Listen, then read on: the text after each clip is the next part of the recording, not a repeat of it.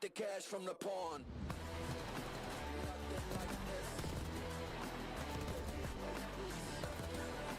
Nothing like this. Nothing like this. Nothing like this. Baby, you ain't never seen nothing like this.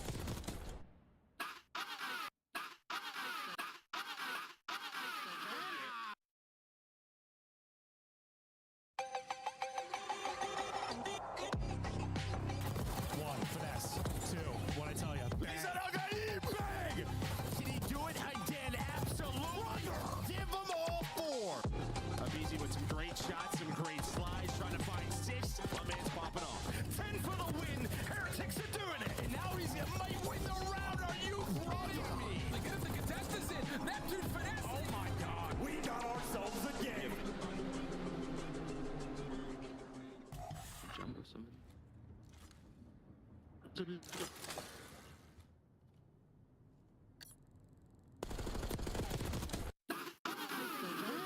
Holy shit. That was Beans with 2 clutches and a search and destroy Game 5 that sent Boston, his former franchise, packing. Congrats to Toronto Ultra. You're back into the top 4 where you belong. Boston, where are they at after watching 3 matches? Yeah, I mean, the hardpoint looks good, I'll be honest. Yeah. They're still solid. Got to work on the search and destroys, obviously, after watching that match. I still have them in my top 8 for sure. I think Boston just needs to work on their search, and they can push to be top 6, potentially top 4. Ali, today we continue with our qualifiers for Major 2, and we should remind everybody we have a minor coming up. But for your Major 2 standings, we've got a surprise at the top of the leaderboard. If you watch them in Stage 1, this is a totally new look for Vancouver Surge. Totally new look for Vancouver Surge. I mean, even if you got into the numbers, like, they had some pretty close maps, but they were getting beat like 3-0s, 3-1. So for Vancouver Surge, it really did just take Neptune to put them a little bit more over the edge. Let's take a look here at the Surge and what they've added to the lineup. Neptune seems to bring new life to everyone else in the feed. Who do you like most on this squad, and what does Neptune bring? Yeah, I mean, I like Neptune the most right now. I feel like they may have saved their season bringing this guy into the roster, and everybody's reaping the benefits. We saw 2 30 bombs on the last map from them, in their last hardpoint, excuse me. We saw Nasty pop it off, Abuza looking like the Abuza from last year, and then the search and destroy is also still absolutely on point. And their HPs, guys, they're 4-1 in their last 5 hardpoints. Yeah. Like, he has added so much slaying power to this team, and now they're looking like one of the best teams in the world.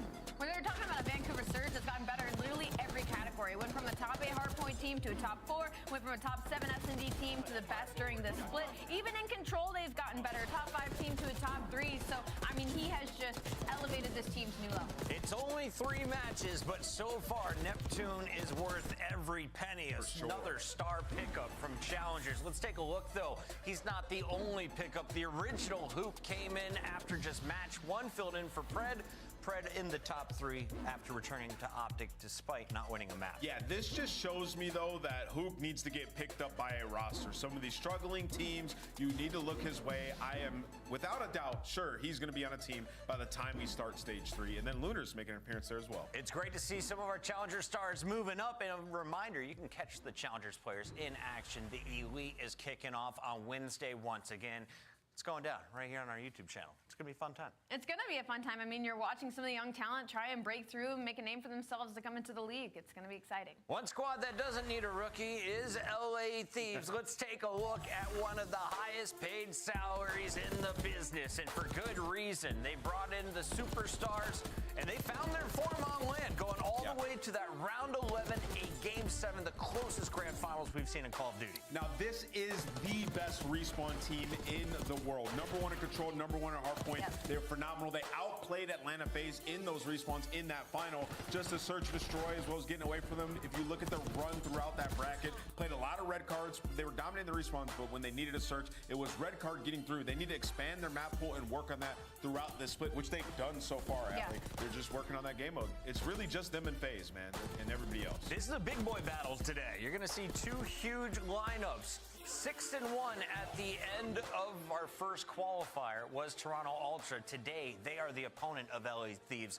Let's talk about the squad that just walked away with a Game 5 victory over Boston. Are they in the top 3 for S&D? Can they cause problems like FaZe did? against back at Major 1. Yeah, absolutely. I think for Toronto Ultra, S&D is kind of like a do or die for them. They have to stay good at that game mode, and so far so good. They're on a 3-1 spree in that game mode specifically. We were worried because of what we saw at the Major, right? I mean, they lost heartbreaking game number 5, and for Toronto Ultra, like, it's tough when you're ahead and everybody starts to catch up. But from the recent series, it looks like they're doing pretty okay. Listen, statistically, everything looks fantastic. I mean, these guys are 19-19 to respawn. They're doing what they need to do, and they're the #1 search team, right? Throughout majority of the year, they've been incredible at finding those first bloods, which we saw versus the Boston Breach. For them, though, what we have noticed is in tournament atmospheres, in the minor and in the major, they have folded under pressure. In the final maps, you got reverse swept in the minor, and you lost the game 5, right? So got to find the improvement in Joe Thieves, but also the consistency. He has to do this on a consistent basis. KP10. Kills per 10 in your top 4. Not bad from a guy who's also leading in a number of S&D stats. Joe Thieves, a player to watch today going up against Hydra. Is that the 1v1 to watch? Yeah, absolutely. That's a banger. Closer of the night is going to be the team representing New York. Let's take a look at Cloud9 because they are desperate for points. In 10th place right now overall on the season. They've had a little bit of success. That was on land, but can they get it rolling online, Allie?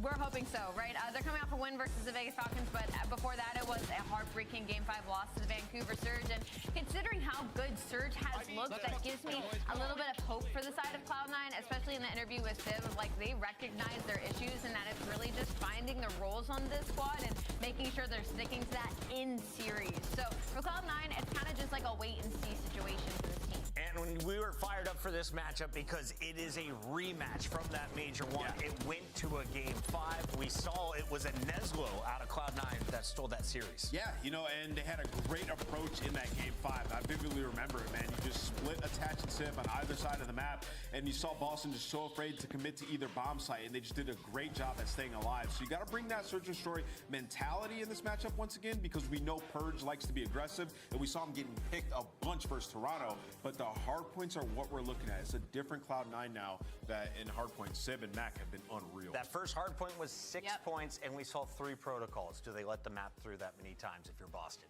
I think if you're Boston, you do try to, just because protocol is one of your stronger hard points, and I think Cloud9 should take advantage of that. Let's take a look at what's coming up next week. Reminder, we're in the middle of qualifiers, but this season, we're adding in some bonus fun. Our single elimination $20,000 minor tournament kicks off next Friday, and we got some opening rounds already figured out. These were set by the bracket back at the end of Major 1. Optic and Falcons, technically the closest matchup, as both teams have 1 or less map wins. You know what? When you look at the docket of matches, you'd look at that and be like, man, that's such a bad match. But what everybody's saying on social media and how they've been performing, it actually is very exciting. So I can't wait for Optic and Falcons to go against each other. What a pull for Breach. You get Vancouver Surge in the opening round and then Atlanta FaZe waiting for you in the second round. That's so rough. Well, they play today. When does the Breach take form? That'll be at 6 o'clock. Before then, we've got LA Thieves versus Toronto, a battle of our top 4 squads. But first, Vegas Falcons searching for their first win. Minnesota ice cold in their most recent matchup. Will they unthaw? It's time to find out.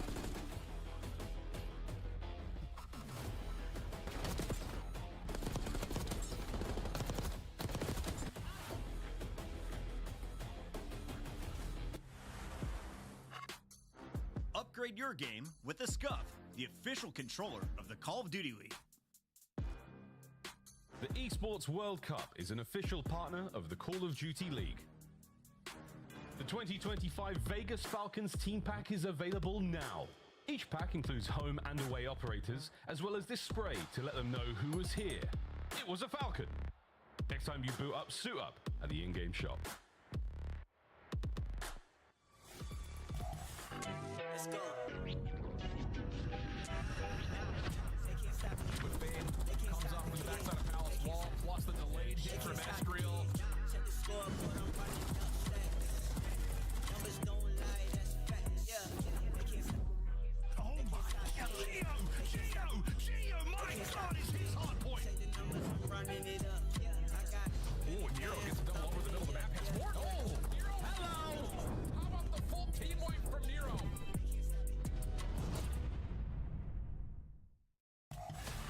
Welcome in. It is a Sunday full of Call of Duty. We're starting the day with a potential 3-0 Minnesota Rocker trying to climb back up the podium as they take on our number 11 seed in Major 2, the Vegas Falcons. Let's start, though, with the Rocker.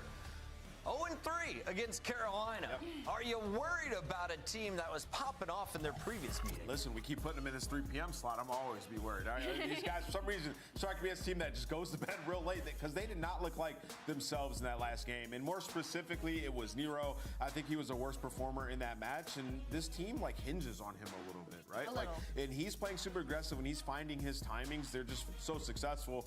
It was a bit unfortunate. They did lose a round 11, but Nero was just getting picked, not finding the success he typically does. So he has to bounce back today. Yeah, it was a tough match for Minnesota Rocker. They were letting TJ get behind enemy lines just way too much in that first opening hard point to already set them back. And then they play Carolina on one of their better S&Ds and red cards. So maybe Minnesota working on their map pool a little bit going into this series because they have one insanely good hard point and one insanely good S&D, and then they're kind of below average everywhere else. No, I agree. I mean, like, they've been trying to play Skyline so much. 2-6 on that map, and I love that they keep playing it because it has to be one of their good maps. I mean, you look at the roster, and it's like they should dominate that map. So hopefully we get it again in this map set. Who squares up on Skyline? Well, Falcons love this map for hardpoint. Despite not being able to take many of them, Vegas is here to play. They're getting better, at least that's the hope with every single day. So Nameless, as an analyst, what are you hoping to see knowing that Minnesota is going to bring some aggression? Yeah, I mean, so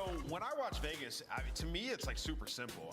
I see them and they're like trying to do the right thing, right? Like we're rotating, we're setting up, and it's just like the next step after that, guys. We get a kill, let's push out the right lanes and try to make the game easier for ourselves. And, you know, these guys, you can see the effort they're putting in. And honestly, like, people have been so hard on them, myself included. I enjoy the storyline, like how stressful it is, like trying to get that first win. When they finally get that win, it's gonna feel so damn good. But yes, Chris, like, get to that next step, man. You gotta take the lead. It is gonna feel so damn good. And like what's weird about it is like you go into the itty bitty numbers, right? I'm talking the stats of the stats. They're slowly climbing up their ranks in some of these categories. Like especially in their side of the control. They went from the worst controlled team in the league. Well, now they have a win or two under their belt and they're 7th overall. And they actually have a pretty strong defense and attack. So for Falcons, the fundamentals have been there. For me, I really genuinely just think it's like the talent, like somebody that a superstar that can go out and get these two pieces and make these miracle breaks that a lot of these other teams have. That really Falcons is feeling the missing piece. They do the base, like they're like, okay, we're gonna rotate, we're gonna get the standard set up here. After we get a kill, they just lose their mind. Like, what am I supposed to do now? Somebody makes a way too individual play, and there's no follow-up on it, right? So you got to think with Clay in that camp, they're going over it. Like, they're being taught these things. Just have to execute and keep your head on straight when you're in these matches. Random question for you. Back when we started, we had a 5th man.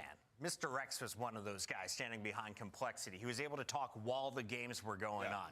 Would you ever like to see coaches return to Call of Duty? I would love to see coaches return to Call of Duty, standing behind the team, helping them out. I know it's like somewhat of a controversial take, but I had coaches standing behind me, and it was awesome, especially like developing younger guys. Like, remember when we first had Jay, like imagine if we could have had a coach standing behind us, like helping us, keeping him calm. Like it would have just worked out. What up, Chet? For these guys, obviously there's a language barrier, but you could find somebody to come in and help them out, right? So I think it would work. Let's take a look at their maps and modes today. Did the VOD review lead to success for the Falcons? They will square up on Skyline. That will be your first hardpoint. Vault has a double dose for search and hardpoint. All right, come on, Falcons, dude. Let's get this fucking dub ski. Off of Boston and then of another map off of LA Thieves. Well, that is typically Minnesota Rocker's auto veto. So Minnesota Rocker here are probably looking to expand their map pool, which leaves some opportunity for Vegas Falcons because they are sitting at 0-2 on it, but they could be a map they can make work in. Yeah, I agree with that. I mean, I look at Mini and it's like they tried to play a lot of protocol, hasn't really worked for them too much, so they got to get good at SLC. And it's the same thing for Skyline. Tried to play it a lot, hasn't worked. So definitely testing their map pool, trying to iron things out here. Last time I took Nero over TJ. Minnesota burned me. Today, I think Nero's back to his form. I agree. 3 p.m. slot, not a problem. Nero gets it done. Minnesota 3-1. You had me for a second. I'm going to go Minnesota. I like that you called 3-1. I'll look at you on that one. I'm going Mini 3-0. I think they get it done, man. This team is a lot better than what people think. We've got a duo joining us live from the other side of the planet. Actually, just the East Coast. We got Alan, a.k.a. I Hold Shift, and Jeremy Stud. How you doing, guys? Sometimes it feels like the other side of the planet, though. Tell you what, it's 57 and beautiful out here. Jay, we kind of dressed for a bit of a funeral today. All of us sitting in all black at the moment. I think the biggest thing is, Nero's going to be looking at this matchup saying, time for daddy to feast. He's got to be sitting there saying, who's your daddy? Coming down throughout this matchup. Pop up. Don't have the 3 p.m. sleepies. Let's get to work. Yeah, and alongside Gio, because to watch both of those guys who have been the most consistent players for Minnesota the entire season so far struggle the way that they did versus Carolina, that one caught me off guard because I'm thinking, all right, Minnesota, they've never been 3-0. They never finished a series in a 3-0. Obviously, they get both of those answers in this major so far. So I think if you're Minnesota, you're definitely looking for a bounce back here. And then aside for Vegas Falcons, like Des touched on it, we basically talk about it every single time. It's just when you do the initial thing correctly, it's the steps that follow that. That is the only thing that's struggling right now for them. They are basically dead last in hold percentage, also already dead last in break percentage. So everything after your winning rotations is just out the window. They need to figure it out. And I think the thing is, they're I'm sure the watch party guys are looking at this saying, if we do win a clean kill feed from P2 to P3, let's just not sit there. Let's not be turning into statues. Let's get active. Let's try to find some motion. All right. See if Falcons can do this. Bounce back after their 0-3 loss. And one thing I say at this point is we're trying to become a bit of a staple. Vegas will play well in the first rotation of hills. It comes down to what happens after that. Yep, that's exactly what it is. Initially, to start off these hard points, they're always in the game, but when the adjustments start to come on in, they don't understand what they need to do as of right now. But Minnesota keeping it scrappy so far at this P1. Get 8 seconds if you're Falcons, but the rest of the time currently looking like it's going to be running up for Minnesota. Yeah, 2 kills, all that's going to be turned in here for early Vegas. And Gio's still just playing on this heady, and he's getting gunfights. It's in the firing range. To whom finally able to shut him down, but the time's still accruing for Minnesota. An absolutely perfect start here for the Rocker. Yeah, now if you're Vegas, you got to at least push your way through with a couple kills. We found 2 so far in the feed. Try to get aggressive, take a little bit of piano control, and chain a couple kills together to spawn them potentially all the way across the map. They do find 2, but just everybody sitting at that 50-yard line. No one too aggressive. Minnesota's still going to be here. Yeah, Vegas may be looking for a second wave of eliminations, not trusting they could have gotten the flip, and that is where they get punished in that decision specifically. Wixel King in trouble. At least there's some sort of a trade there from DePaul, but starting to look a little messy here for Vegas. Wixel able to find 1 down low, but spawns will not move nor be blocked, as to whom will finally find a little bit of an entry here to P2. And where do the spawns now come in? You have more players on this side of the map for Vegas. Just have to find a break and find it quickly. The trade is good enough onto Paul Lex, potentially for the final 25. But if you're Minnesota, you still have 2 players contesting it. The spawns are still going to be close enough. It's not going to be easy. King has to find 3. He can only take down 1. And now the remaining 15 goes in favor of Minnesota. Yep, absolutely picture perfect for Minnesota. Remember the time back in the opening of the Major 1 qualifiers where we would look at this Minnesota team and they would be miserable in map 1 rotations? They've really started to turn against that touch. So now we head back over to this hard point where when we have seen Vegas play this map, they have found the majority of their time. So far, so good on the opener. Wixel a little bit caught in the spot. Will be dealt with by Estro, who's got an 8-3 start, and Minnesota will find an early break into P3. And Vegas Nate now to work their way back on quickly. Already find 2, make it 3 kills in the feed. Successful early on the break attempt, but Estrio responds with 2 and instantly shuts that all down. Now with 30 seconds remaining, if you're Vegas, you want to start to slow down the game a little bit because you want to maintain this side of the map going over towards P4. You die here, you're all the way on the opposite side, and this is not the situation you want to be in. Wow, unbelievable from Paul. I mean, really everyone's frying right now. Nero has had a little bit of a tough time getting things going, just 4-10, but everyone else really clicking right now for Minnesota. Right around a 75-point game. Rotating over to P4, though. Clean exit kills for the Falcons. Will give them a chance to hopefully get some sort of a setup here on P4 and earn some time. Yeah, they need this time here. You know where the pressure's going to come in. Everyone is accounted for. Just got to put players in the right positions. Already Extant opened up with a double. Finds the pressure reading through top plat. Just going unguarded as his drop down. If Gio makes a couple kills happen, they spawn all the way across the map. Yep, Gio able to find 1 response towards Exton, not going to be fully there. Nero. Oh, Damn, Exton. What is happening with him? 4-13, just not able to lock in, as Exton was surely at about 2 bullets worth of After you were just gaslighting him. That's crazy. Extra able to pick things up and put a little bit of a mix-up towards the spawns in the back, but from the front, Minnesota not able to crack the code, and it's down to Astro to do what he can. And Astro, at least with that one-on-one 1v1 gunfight versus the Whom secures the back spawns for his team. Still have Vegas giving them a run for their money here at P4. That might have been the best hold attempt I've seen from Vegas so far this season. You get at least 35 to 40 seconds there. You're keeping it scrappy for Minnesota to not walk away with the remaining time, and now you're going to only be down by about 30 points going into the second half of this game. You just got to make sure you make the adjustments now going forward, especially from that P1 Yeah, I think considering how this map started off in the first two hills, you will absolutely take this if you're Vegas. So able to meet exactly what they needed to on P4. Now we go back over towards Hot Tub once again. This is where Minnesota just kind of posted up and were gifted a lot of gunfights. Not the same occurrence, at least to start for this particular setup, but it's a 2v4 situation that Gio and Paul win out, and with that, Minnesota back on the time. Minnesota back on the time, but do not currently have the spawn, so have to be a little bit more aggressive. It's going to be narrow. Catches the timing over to Piano. Give me the freebie number 1. I'll pick up this AR. Look, it shoots pretty well as well. Give me number 2. And now you already have 3 players from Vegas spawning all the way across the map. This is what we talk about with Vegas's game, is that they feel like, okay, we know that we want this side of the map for P2. We want to try to dominate, but they are just not getting the kills on this side of the map and also applying the pressure on the hard point. You gave up a lot of time there. You just got to make these kills count, and thankfully they were able to do so. Yeah, I think the thing that we've said a couple of times now about this Vegas team is their ideas are right, but it's either the speed or the level of coordination that comes with the motion that they were trying to put across the map is either not there, or I think more particularly, it comes down to 1 or 2 gunfights that you have to win, and Vegas just are not finding those wins when they matter most. And that kind of happens here once again as the spawns were blocked for a moment, but Minnesota have gained control, and now they're again just tallying up the score. So like, what is this? Like, why are we all pushing on the fucking same side? Like, we shouldn't even be doing that on this hill. Clean 4 dead and a 100-point lead. Let's go step aside and let's do the comms with Minnesota. Nothing tops. Yo, I guarantee this one even one. Yeah. Exit, a bullet new exit close. I'm gonna flank stone, flank stone. Close to you. Absolute, there's no time. I got 80. Close our far legs, I think. You right now, you right now. Out of table, out of table. Okay, close to you. Out of table, you and stone. Yo, push him inner left. Sorry. One more, same spot. Shot, you know? Oh, he's on my right, I'm gonna bullet. I'm up. I got wall bang, there's 2 there. I'm playing top. Line is table weak. On 2 up, 2 bottom table, 1 bottom bed. Bottom bed.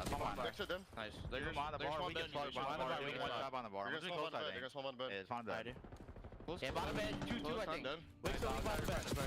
Nice. I'll take it. I got your left, nice. I'll take your right, nice. Flood Tommy. I need Ben. It could be either. Back right stone, back right stone. I need your left, sorry. Then you right. I'm trying to get on the wall. I got bottom bed. I'm trying to too close. Like, this is also a bad thing that they're doing too. They're all pushing from the head. I mean, they're getting the kills. And it worked out somehow. But sometimes that's not even a good thing to do. I'm one top with you. I'll get child already. I think he did. I spawned deep. Jim. Yep. Then stone. I'm one shot, can't shot. He's done. We can plug Doom. Top stone. I got wall, man. He's behind the table weak though. You was downstairs on you probably. Probably like top for us. Yeah. Or coming top. We just bully top. Yeah, we should. Top left. Kings. Top left, one shot. Wait, you're away. Backstone, Doom. You challenge it? No. Not that I see. I need the right here. I need it. I'm making stone. I got stone. I'm here. I'm trying close. Back umbrella. Oh, up close. Back umbrella Doom.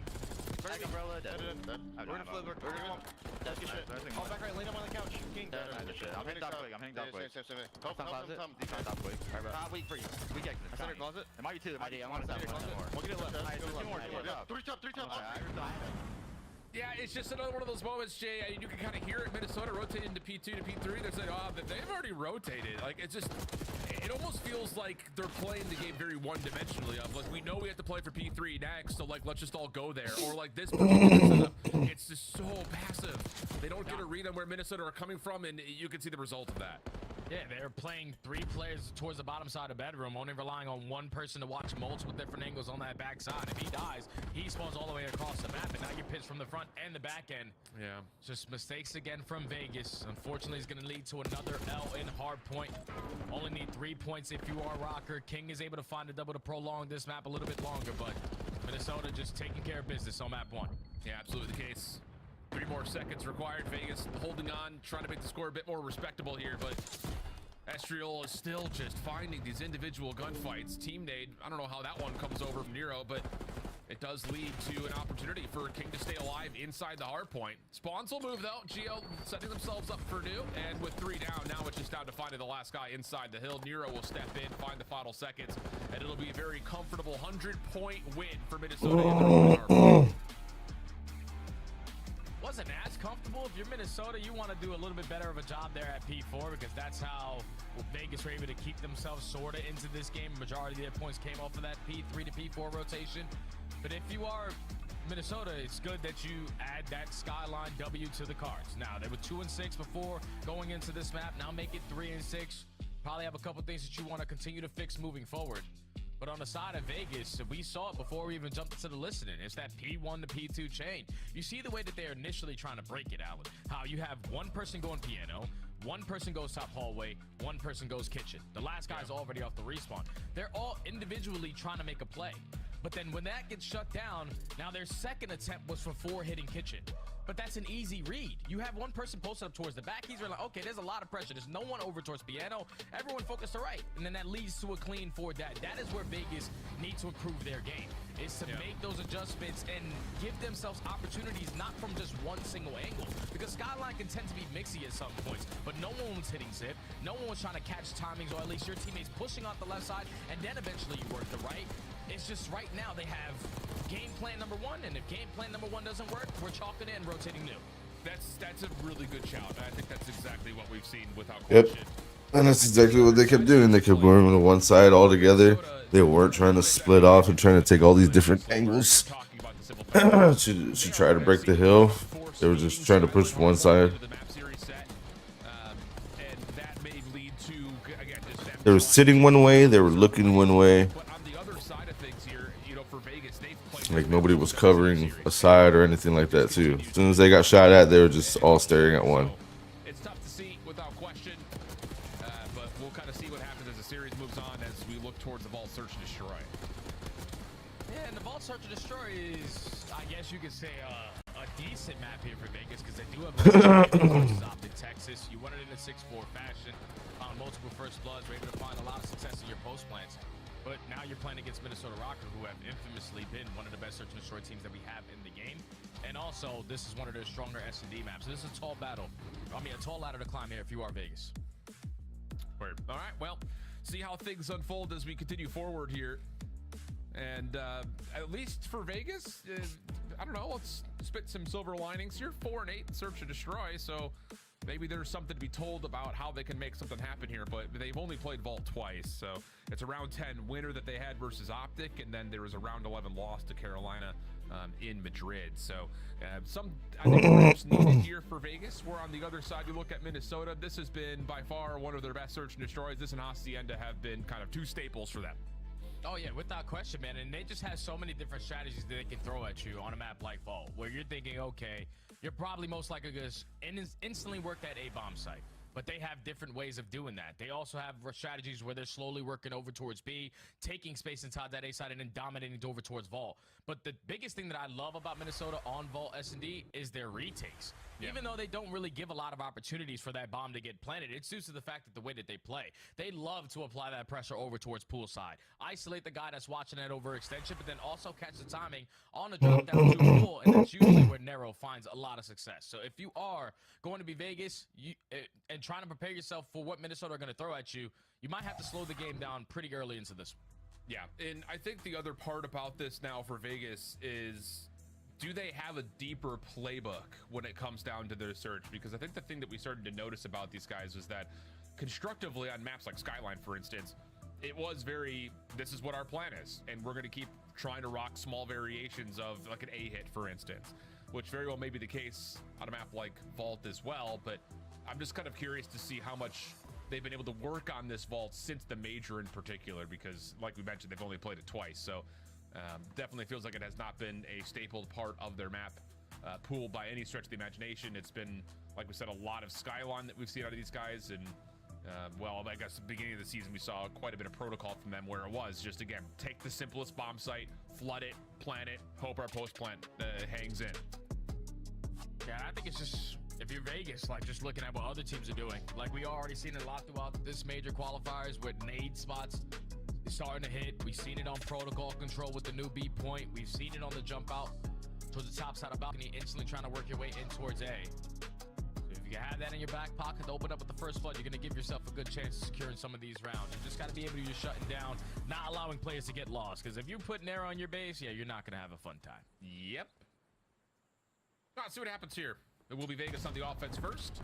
Nades towards the backside of Pool will not necessarily connect, but Nero Paul able to open things up. Follow up from King is good, but the trade is already through. Nero just goes completely undiscovered. To whom backside P2 will be overwhelmed, and now it's just down to Exnid. He was the one who had planted, and he had gotten a little worse for wear playing down low on the site. Coming back to it, he didn't even check the bomb. Okay, yeah, Exnid, good try on a 1v3. Definitely want to, check that bomb. Make sure no one's defusing in that situation. But you could already see Minnesota with their adjustments on defense. The aggression, setting the tone early on. You know what Vegas love to do, and that's instantly work that bomb plan in towards A. When you find that first blood, effective on the trade, isolate the player over towards Pool, and then at the same time, Nero gets the info on the bomb planner. Just made it a lot easier to just someone stick to defuse and secure the round. Yep. Okay. SMG's finding success early for Minnesota, really pushing the tempo. Are they going to keep that tempo up on the offensive side? Looks like they want to. Paul and Gio going to take the reference towards the outside of Palms, while Nero will just dive right into the site. Throws a couple of shoulders early after being hit and up by nades. Damage good from the first. Whoa! What is that from Nero? A heck of a transfer over. Gets the trade plus an extra. We're going to 2v2 post plant. Yeah, Nero most likely is not going to leave this site. He's going to be the guy to hold it down. And hoping that Gio can catch an angle on this pinch. But Vegas, they're going to retake from Pool, and they have the numbers to work their way to isolate Nero. Oh, Gio's seen one slide across, though. Yep, that will confirm it. Shots will have Doom down. Semtex over the top. Follow-up from Wixel, though. Good isolation. Nero now should surely know that there's going to be a play largely from Pool side. Steps away, and as he does, Wixel finds him mid-map. Plenty of time for the defuse, and we'll go 1-1. Oh, fantastic plays right there on the retake. If you're Vegas, to obviously take control of Pool, gain info early on, isolate onto Gio, and then you know that Nero was the bomb planner. You make sure you attack it from a different angle. Don't want to allow him to get on out and potentially catch an angle from Pool flank. But Wixel plays it perfect. Able to catch the timing, finds also 3 on the round for Vegas to take the round. Heck of an effort, though, from Nero. Now we'll start to find out how dynamic is this offensive playbook going to be for Vegas. Similar break-off, but it is just going to be Exnid this time, playing over into the bomb site. Tagged by nades, but still commits for the plant. More help from Vegas in this post-plant through mid-map this time. And how do Minnesota decide to retake this? You have Estriel trying to play Fanfo over towards Pool. At least is able to spot Doom for now. But look at the aggressive play coming in on the opposite side from Exnid. He takes down Estriel, makes it a 2v2. Yeah, and the post plant will move, but Exnid has been seen. You have to chase down this elimination, and they will. So now it's just down to 1. It's Wixel. Oh, and his timing here could be incredible. Up and over. Checks. No one's on for the defuse. Gio thinking about it. Shots from Wixel coming through. Oh, what? How did none of those bullets go through? Go up a couple extra seconds. Didn't even need to take the shots versus Gio if he didn't want to. He saw no one was on for the defuse.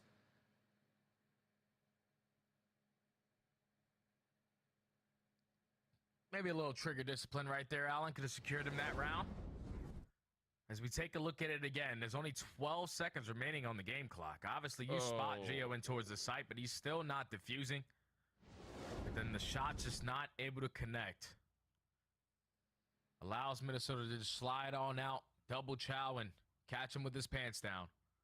Rocker, so far, take back-to-back defenses. Vegas respond with defenses of their own. Who's going to walk away with the first attack?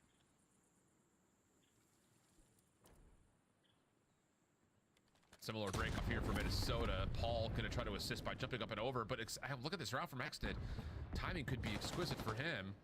But Nero's found first blood. That's going to turn Exnid's attention back over towards top halls, which he at least finds the trade confirmed. Wixel also winning towards Palms leads us to a 2v3 post plant. Oh, it's a big kill to take down Geo over towards poolside. Because now, you know, the last two players are most likely trapped in towards the bomb. Don't have any tax in the back pocket for Dahum and Wixel, so they're just going to have to slide in with ARs. Oh, nice little deep shoulder coming through.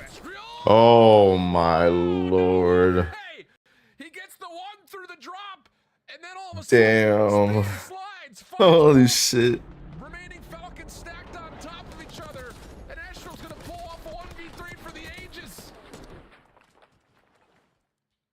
Yeah, that just can't happen right there, Alan. Like, 1v3, obviously we are approaching it from both ends of the site, but we line up right there for Estriel to make that double kill at the very end a lot easier. Jesus, dude. They even had that too, bro. And they just line up for the dude. Holy shit. Just lining up the next two secures around there for Minnesota. That's insane. They are now starting to pull away in this search and destroy. Falcon said, all right, enough of this. Everybody playing isolated. Let's force that inside. Yeah. Plant is not set up, though, for the post plant towards the vault stairs, but this double stack will at least allow the isolation onto two. So now you've got a 4v2 situation. Nero up and in. First shots are good. Can't turn it into a second. King still in the corner, leaving Paul now by himself, working for his opportunity for a 1v3. But with an AR, this is going to be a very tough code to crack. Or is it? He already slides on in, and wow, the shots were clean, but the SMG is just too good up close. Yeah, I love the adjustments right there from Vegas to not really rely on these one-on-one players. That's just 4 hits something, and it works out. They find 2 players trying to approach the backside at that B site. Turn it instantly into a 4v2.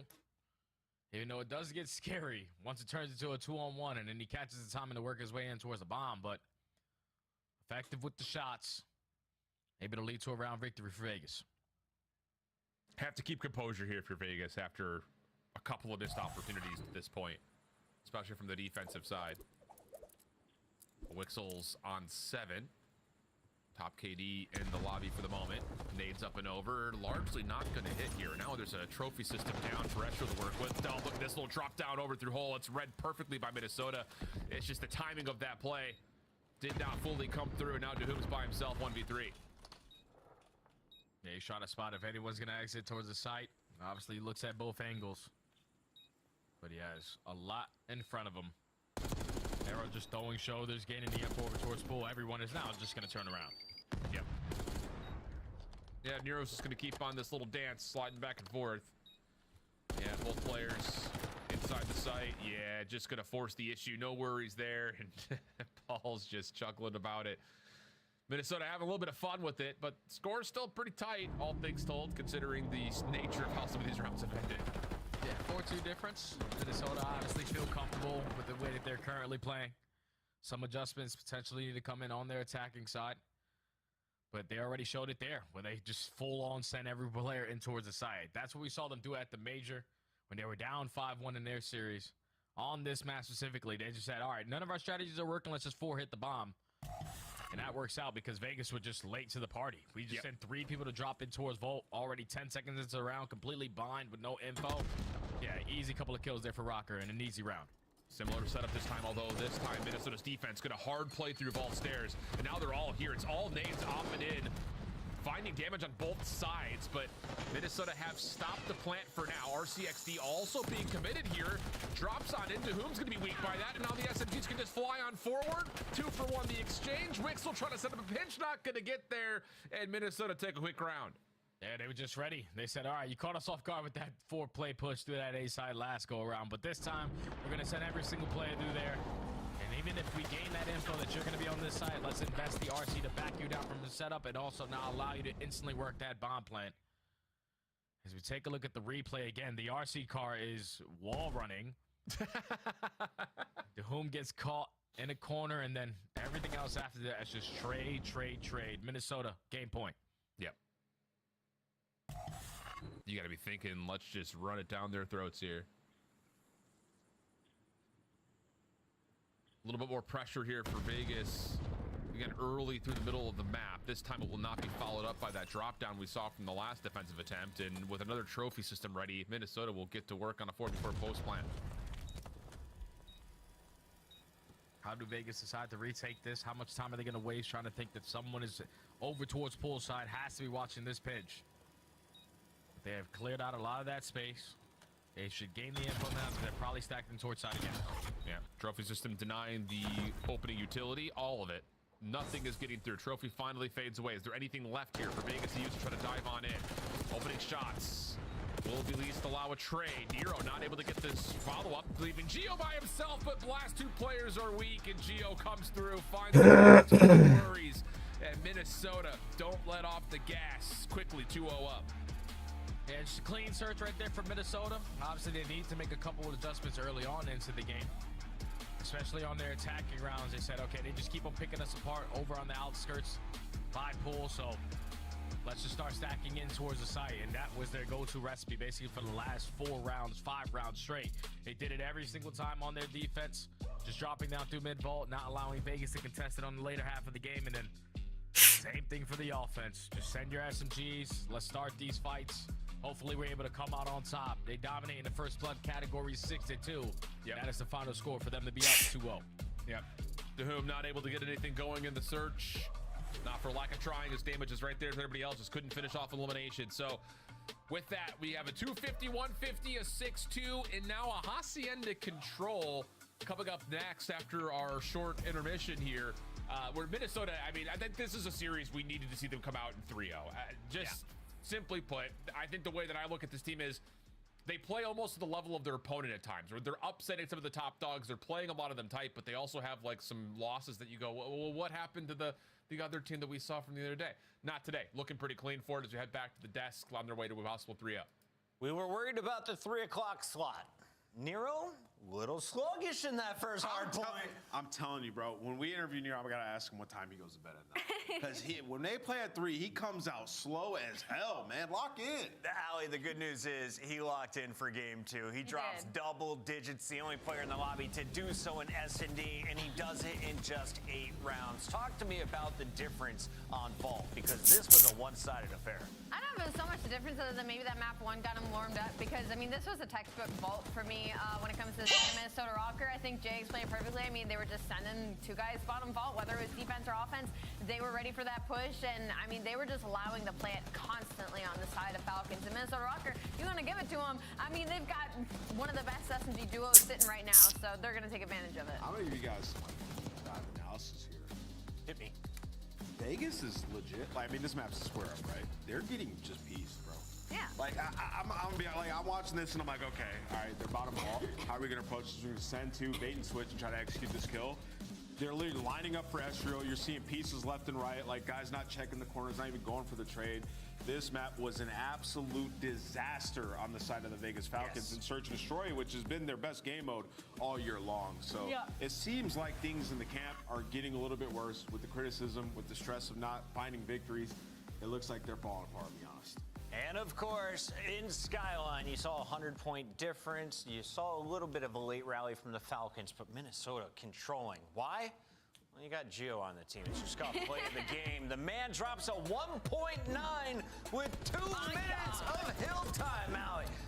He's patting the stats. My God, Gio is so good. My favorite thing about Gio is he's such like kind of like an underdog story of like nobody was really talking about Gio. I feel like until like this year, until we've seen like kind of what he's done to this Minnesota Rocker roster. He's added like this level of consistency that I feel like a lot of these players haven't had. Like when we interview Paul, you know, we talked about, you know, usually at the beginning of the game I start a little bit slow. When we saw Nero on Boston Breach, I felt like he was a really inconsistent SMG, and I feel like it might be on Gio. He is the most underrated player in the league, and he like low-key has been since last year on the Vegas team. Like he's been phenomenal. Gio is a beast, consistent, and he can take over games. I'm going to tell Estriel you said that. Let's take a look here at our next game. It's called Hidden Heroes, and if you're watching for the first time, I'm going to give you 3 facts.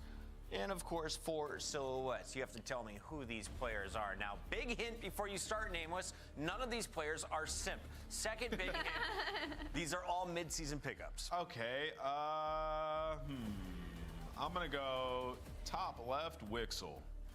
I think it's who. A 1.26, it's done. Point is too low. All right, fair enough. All right, Rally Cat, you're I up. suck at this. Bottom right is Hook, I think. Oh my God. A .96? Wait, hold on, just to be fair. After seeing a 14 kill you guys saw this in the rehearsal. Fake I didn't. see this? Show me a hoop, kid. In the top right. I was there sitting on the couch when she saw the graphic. I did not see Let's it. take a look. I swear I did not see it. In the top right, first match was in stage 2. Overall, it's a 1.01.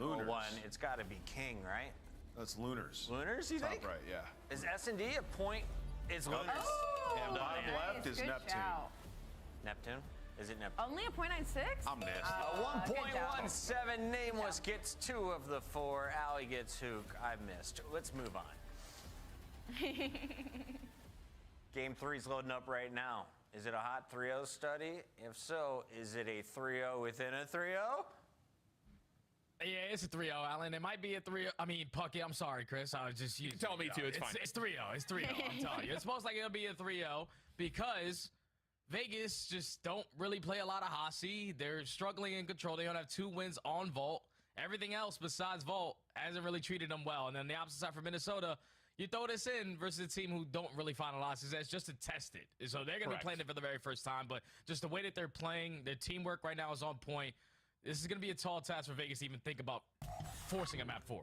I think, you know, again, zooming out away from this particular series, I do like the idea here that Minnesota is not just out here playing for wins. They're playing out here to build on their map pool. And again, it's easy, I think, to do that when you're playing up against the bottom teams in the league, but we've seen them do that across really this entire stage to this point. So I really love that idea from them. Try to get this as a chance to build yourself up for not just the minor coming next week, but when you eventually get to Dallas, because I think there's a level of, you know, our top, well, we'll say top 4 teams right now, currently by the standings, you know, those are all championship caliber teams. I think there's still a level, and I think we talked about this maybe last week, where it's just like, there's something about this Minnesota team of where is their ceiling? It feels like it's a little bit lower than, you know, your super teams that are out there, your big dogs that are out there. But the way you combat against that narrative is by building out your map pool and finding ways to counter those teams deeper in towards tournaments if you continue to find success. So I love that they're trying to throw something new into the mix, and we're gonna get our first look here to see how Rocker handled this Hasi out of control. Yeah, if you're asking if Rocker can slay with the best of them, yeah, you best believe the SMGs are about to cause mayhem in their face when they get their opportunities. But already to start off this game, Vegas know that the push is most likely to be over towards this B point. They find the initial 2 kills, but it's 3 for 2 in favor of Rocker. Still gives them a lot of map control to work with. Estriel just diving, trying to dive. What up, Tom? Over the top, lands on the Dahoom's head. That's going to be a second tick of progress likely done. As long as Estriel doesn't forfeit his life here. And yeah, he's going to step up a little bit further in towards 10. Nero working with him top office as here comes Paul to try to get back onto the zone. Nero up and over. Trades are decent. Third tick of progress being worked on. Help is on the way from Geo, but Paul doesn't really need the help. Still got it anyways. And we got 2:12 on the clock. 2:12 on the clock, and they also take care of Exton, who was trying to play for a couple spawners. Already found himself off the rotation over towards this A point. Not a single play from Vegas currently in the position to take him down. But this is a scary situation to be in because already Estriel finding 1 kill, they find another 2, and they're instantly going to start stacking. Yep. First tick done, second on the way. Paul pushing the issue, finding himself his 3rd elimination. Nero picking up the pinch, catches Wixel on sprint. And it's one of those moments here where Vegas need to get together, but it's another solo shell coming through. I mean, we've talked about this a couple of different times where it's just one by one they drop in and one by one they will fall. A very quick offense for Minnesota. Yeah, realistically, that only took about 26 seconds because they instantly jumped. Stop being so lonely. They lost the initial. I'll go. But then the last player standing was able to secure that final segment. His teammates off the respawn, get aggressive over through rock, keep them trapped in their base. And just make that round look I'm very, here. I'm very here. easy. And that's not how Hasi plays, I promise you. You usually want to send, especially if you're the team on defense, you're What up, everybody? especially as an SMG player, to just get pushed out to their side. Like, you don't have to be aggressive in certain situations. You can count how many players are coming off the respawn, but you just have to be in positions to where you can contest as soon as they jump on these points. Make it more difficult for them to find you. Not as easy as it was in that round 1. Yeah, just, again, coordination things coming to fruition. As Vegas will have Exton just dive right on over into the A zone. Objective focus, to be sure. AR is trying to watch the high ground, but again, it's just, those are the moments where it's like these 1v1s that just don't fully come through lead to these 2v3s that Minnesota just keep cleaning up on. And another one of those moments where you look at it and say, it's just tough, man. Like Ant said, they're just getting beat. Yeah, it just hasn't been close so far in this series. They're just simply getting outclassed. Right now, with a minute left to work with, though. Still trying to work for a couple segments. Almost have that first one done at A. An unfortunate team kill on the cards for Doom. But look at how trapped they are in their spawn. Oh, Lord. Oh, we're getting taken. Oh. This is, no, we can't be doing this. And he's looking for kills. Oh, mercy me. Not like this. Not like this, Jay. Yeah, that's the second time I think we've seen that. We saw Hydra do it a couple weeks ago, and now Nero follows him up on it. Just having fun in this match so far. Bro, like Falcons are just playing so scared, bro. And if you are Vegas, this is where your last push is going to be here. Over towards, well, you have to get on B. And there's just not a route. Geo's holding the front door. Vegas off spawn, looking to try to find something over towards A. What are we Exit doing? finds the first. Wixel trying to clear things out on the high ground, and there should be a chance to dive on into the point, but there's still a mystery of where are the rest of the Minnesota defenders. They have no idea. Like, if you're Wixel, you have no idea what you're supposed to look at when you jump on that A point. So many different angles that they can take you down from. Now leads to a 3-net, exit at 2 and 9. Last player on the B point. You need some miracle. Unfortunately, he is going to get taken down, and that is going to be the round. Bro, Vegas is just running around like headless chickens. Or they're just playing against Vegas, but you got to be feeling good that you're up Like, why didn't y'all go to B? I think you can take a look at how they're playing the map from like the mini-map's perspective, and they are making good reads, good plays. I mean, yeah, there is a level of they're also winning some egregious gunfights and taking people hostage and things like that. More likely to be true. But I will say, I think there is something to be told about this Minnesota team. First time on the map, looking pretty solid for it. And here is how, well, here is how Doom was taken hostage, and he's like, help me, please help. Just spamming the square button. But yeah, I do have to say, I think the way Minnesota have played their first offense and how they've been able to kind of understand their advantages on defense have looked good. Now they have an opportunity to close it out on this attack. A whole lot of pressure again over towards B. They're trying to change the narrative and at least turn the gunfights initially in their favor. Geo just rips one onto the Xnid. Progression being paused. Wixel and Doom, though, they find two, so they're able to instantly shut down this play. Yeah. 12 and 3 for Estro. He is having a field day. Here in the control, tough gunfight there over the top of the rock wall, not going to work out. Geo also denied by King, so here we go. Vegas, just a 4-for-1 in the opener. Still tallying more eliminations behind this. Nero trying to give a little bit of a workout over to Exit's direction, but that'll be enough at least for the kills to continue to go the way of Vegas. All right, they've only died one so far, so they're keeping up with this lane. They shut down that initial push, and now you have Minnesota trapped in the back of their spawn. The ideal setup that you want to be in, but you're not going to be able to read that route there from Geo. Lines up the freebie onto King. Doom effective on the trade, and with 35 seconds left, Minnesota, no, we got to get on B. We got to try to extend this game clock. Yep. Chance for it. Nice shots from Estriel up top towards the patio. Nero going to be freed up to try to hunt that one down. Not able to tally, Alan, look, and will just look make his way up towards office. Look at the minimap, Alan. You see Exit right now? Yeah, he is in B2. I was about to say the same thing. It's like, are we going for this or not? Like, bro, like, what are we doing? Like, Kobe's all the way in P2 looking for nothing. Second segment already secured. And now time is going to be You see Xnid? I was sitting over there while B's being cats. How do we set up for these easy kills? Yeah, Estriel will be shut down on the exit. Nero back up top. Look, he's there. He's there again. Nero again. No way. Oh, tried for it.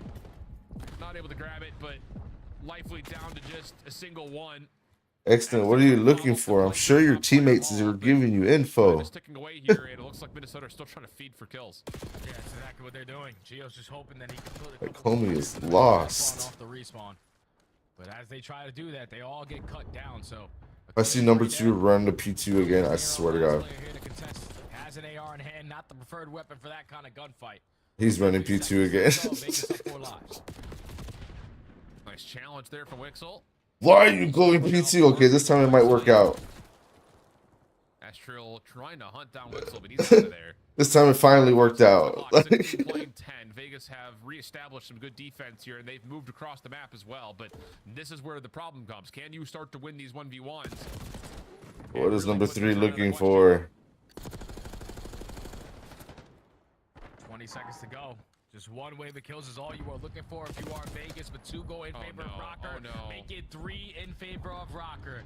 Everyone spawning over towards 10. The double stack is good enough for the first second to be locked. Vegas gotta go. Good stem text from Geo, kills off more time. Second to progress already on the way.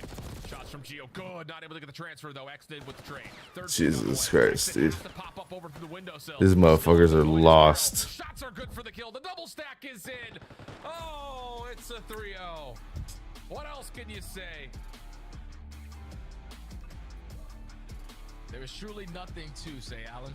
Just another day in the office if you are Minnesota, and another day in the office if you are Vegas Falcons. Just another L that you got to hold to the chinny chin chin.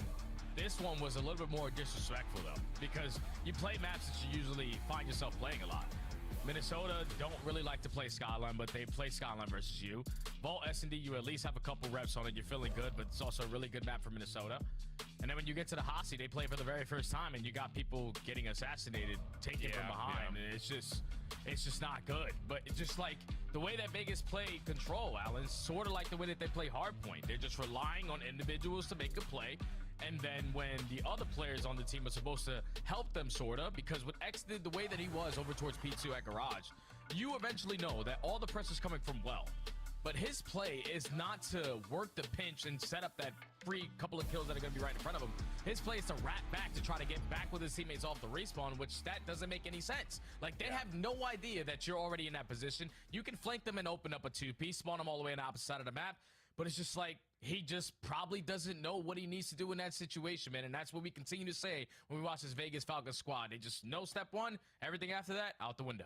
On the other side, pretty much what you would expect, and that's good news for Minnesota Rocker fans after their defeat earlier this weekend. As we head things back to the desk and continue on with our Sunday. Thank you for the 7 minutes between halftime and the post-match wrap-up here. Let's take a look at what we just witnessed in Control, because Minnesota dominant. Nero taking people hostage multiple times in the same game, man. At least he went for it. Yeah, he's going for it, man. He's starting to have a little bit of fun. You heard Jay. It's like getting disrespectful.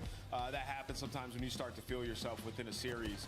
Yeah, Minnesota, man, doing some good things, trying to expand their map pool. I don't know why in the hell they weren't playing Hacienda prior to this match. I mean, I get that this is versus Falcons, but they played that great, like stacking when you need to, pushing out the spawns, Geo getting active, like just being in their base and being annoying with the AR, holding them into their spawn. So, like, yeah, Rocker adding this to their map pool is going to do wonders for them versus the top teams. Do you think he was in game chat? I don't see his mouth moving. I was trying to see. I wonder if he's in game chat, like whispering in his ear. But I mean, that is great for Minnesota Rocker. Hacienda, they hadn't played this Control yet. They were banning it 83% of the time. So clearly something was going wrong in scrims on this map. They decided to test it out today, and hopefully we'll see more of it in the future.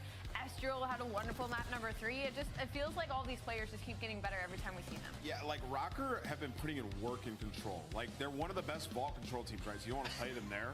They're clearly working on their Hossie, and they've played Protocol 7 times in their last 10. So Control has been a pain point for them, and they're ironing out their issues. They're scary, bro. Great to see this team bounce back after getting blanked. Minnesota back in the mix. Do they finish top 4 at the minor next week? Man, actually, I see a world where they definitely can. I mean, they're right there in that mix with some of those teams. Like, I have them, Toronto, Carolina, all kind of in the same gray area. Allie, they're hoping this man can lead them to victory. Once again, he goes by the name of Geo, and if you missed it the first time around, here's a second look at your Scuff play of the game, a 1.9. He just did it all. I mean, that boy is shooting.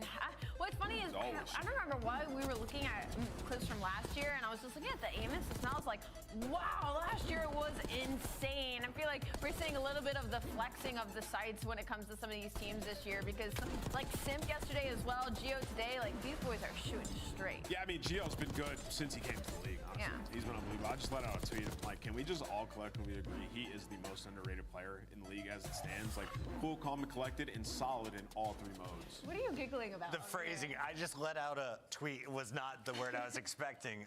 Let's go ahead and talk to Gio, though, and ignore my childish behavior. Gio, welcome to the show, my guy. It's the winner's circle, and we missed you after last match, but the team bounces back and had fun today.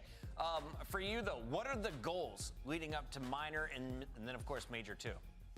Man, we want to win, bro. That's the goals. We want to win. But to win, we got to be better at search. Got to keep our responses consistent and just expand our control and make sure we stay good, stay consistent, bro. Lot to do. Of course. Gio, it looks like you guys are trying to expand that map pool just a little bit. Which map is your favorite and why? Man, my favorite, man, Vault, man. I just like the gunfights. Yeah. It's all like long range gunfights, man. Vault's my map, bro. Gio, every time I hear you talk, like prior to a match or with your team, it's just utter confidence. And I feel like your team has taken up that mentality. Where does that come from? Was it from challengers? Like, give me a breakdown of that confidence. Man, I just always had confidence in myself. I always knew I could do it. My teammates always gassed me. Everyone I play with always gassed me. My team has gassed me. We all gas each other, so my confidence is always gonna be like through the roof. I'm challenging everything. And a follow-up to that, I want to ask, what time does Nero go to bed, bro? Because when you guys play at 3 o'clock, he gets slammed early in series. Please tell me, is he night owl? He's an early bird. He's an early bird. He goes to bed like around 11, 12. That is cap, bro. Nah, not cap, bro. All right. He's early bird. He's early bird. Tell him to move up that coffee about 30 minutes. I got you. Hey, Gio, congrats on the win. We'll see you soon. I appreciate it, man. The most underrated player in the league, according to Nameless, and he's a humble guy. Nero and crew get their first win of the day for Minnesota. When we come back, is it LA Thieves or is it Toronto battling back to the top? I got faith in the Ultra. Do you have faith in Hydra? Oh, yeah.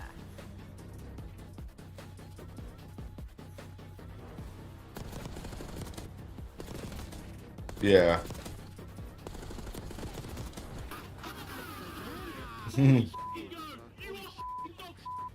Yeah, it'd be a game 5.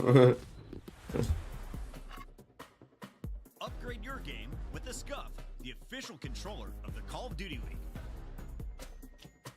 The Esports World Cup is an official partner of the Call of Duty League.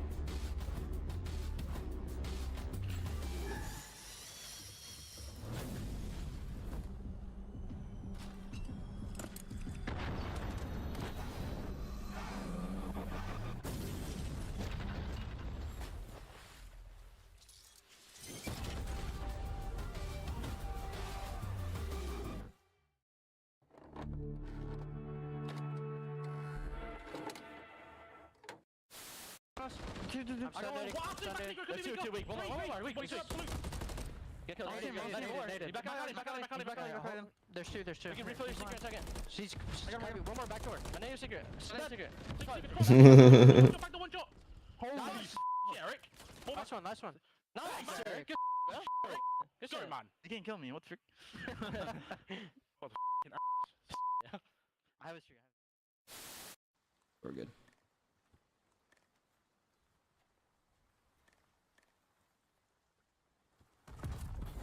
Take it on the chin. Get ready for the next round. Wow. Okay. Well, something to note. Never f***ing dive off that ever again. Wow. Okay.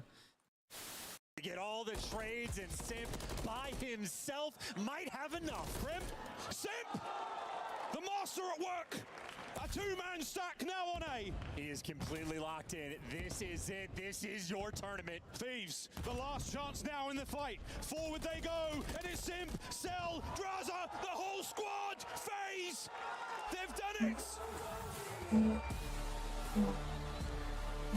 Destiny manifests. The 2025 LA Thieves team pack is available now.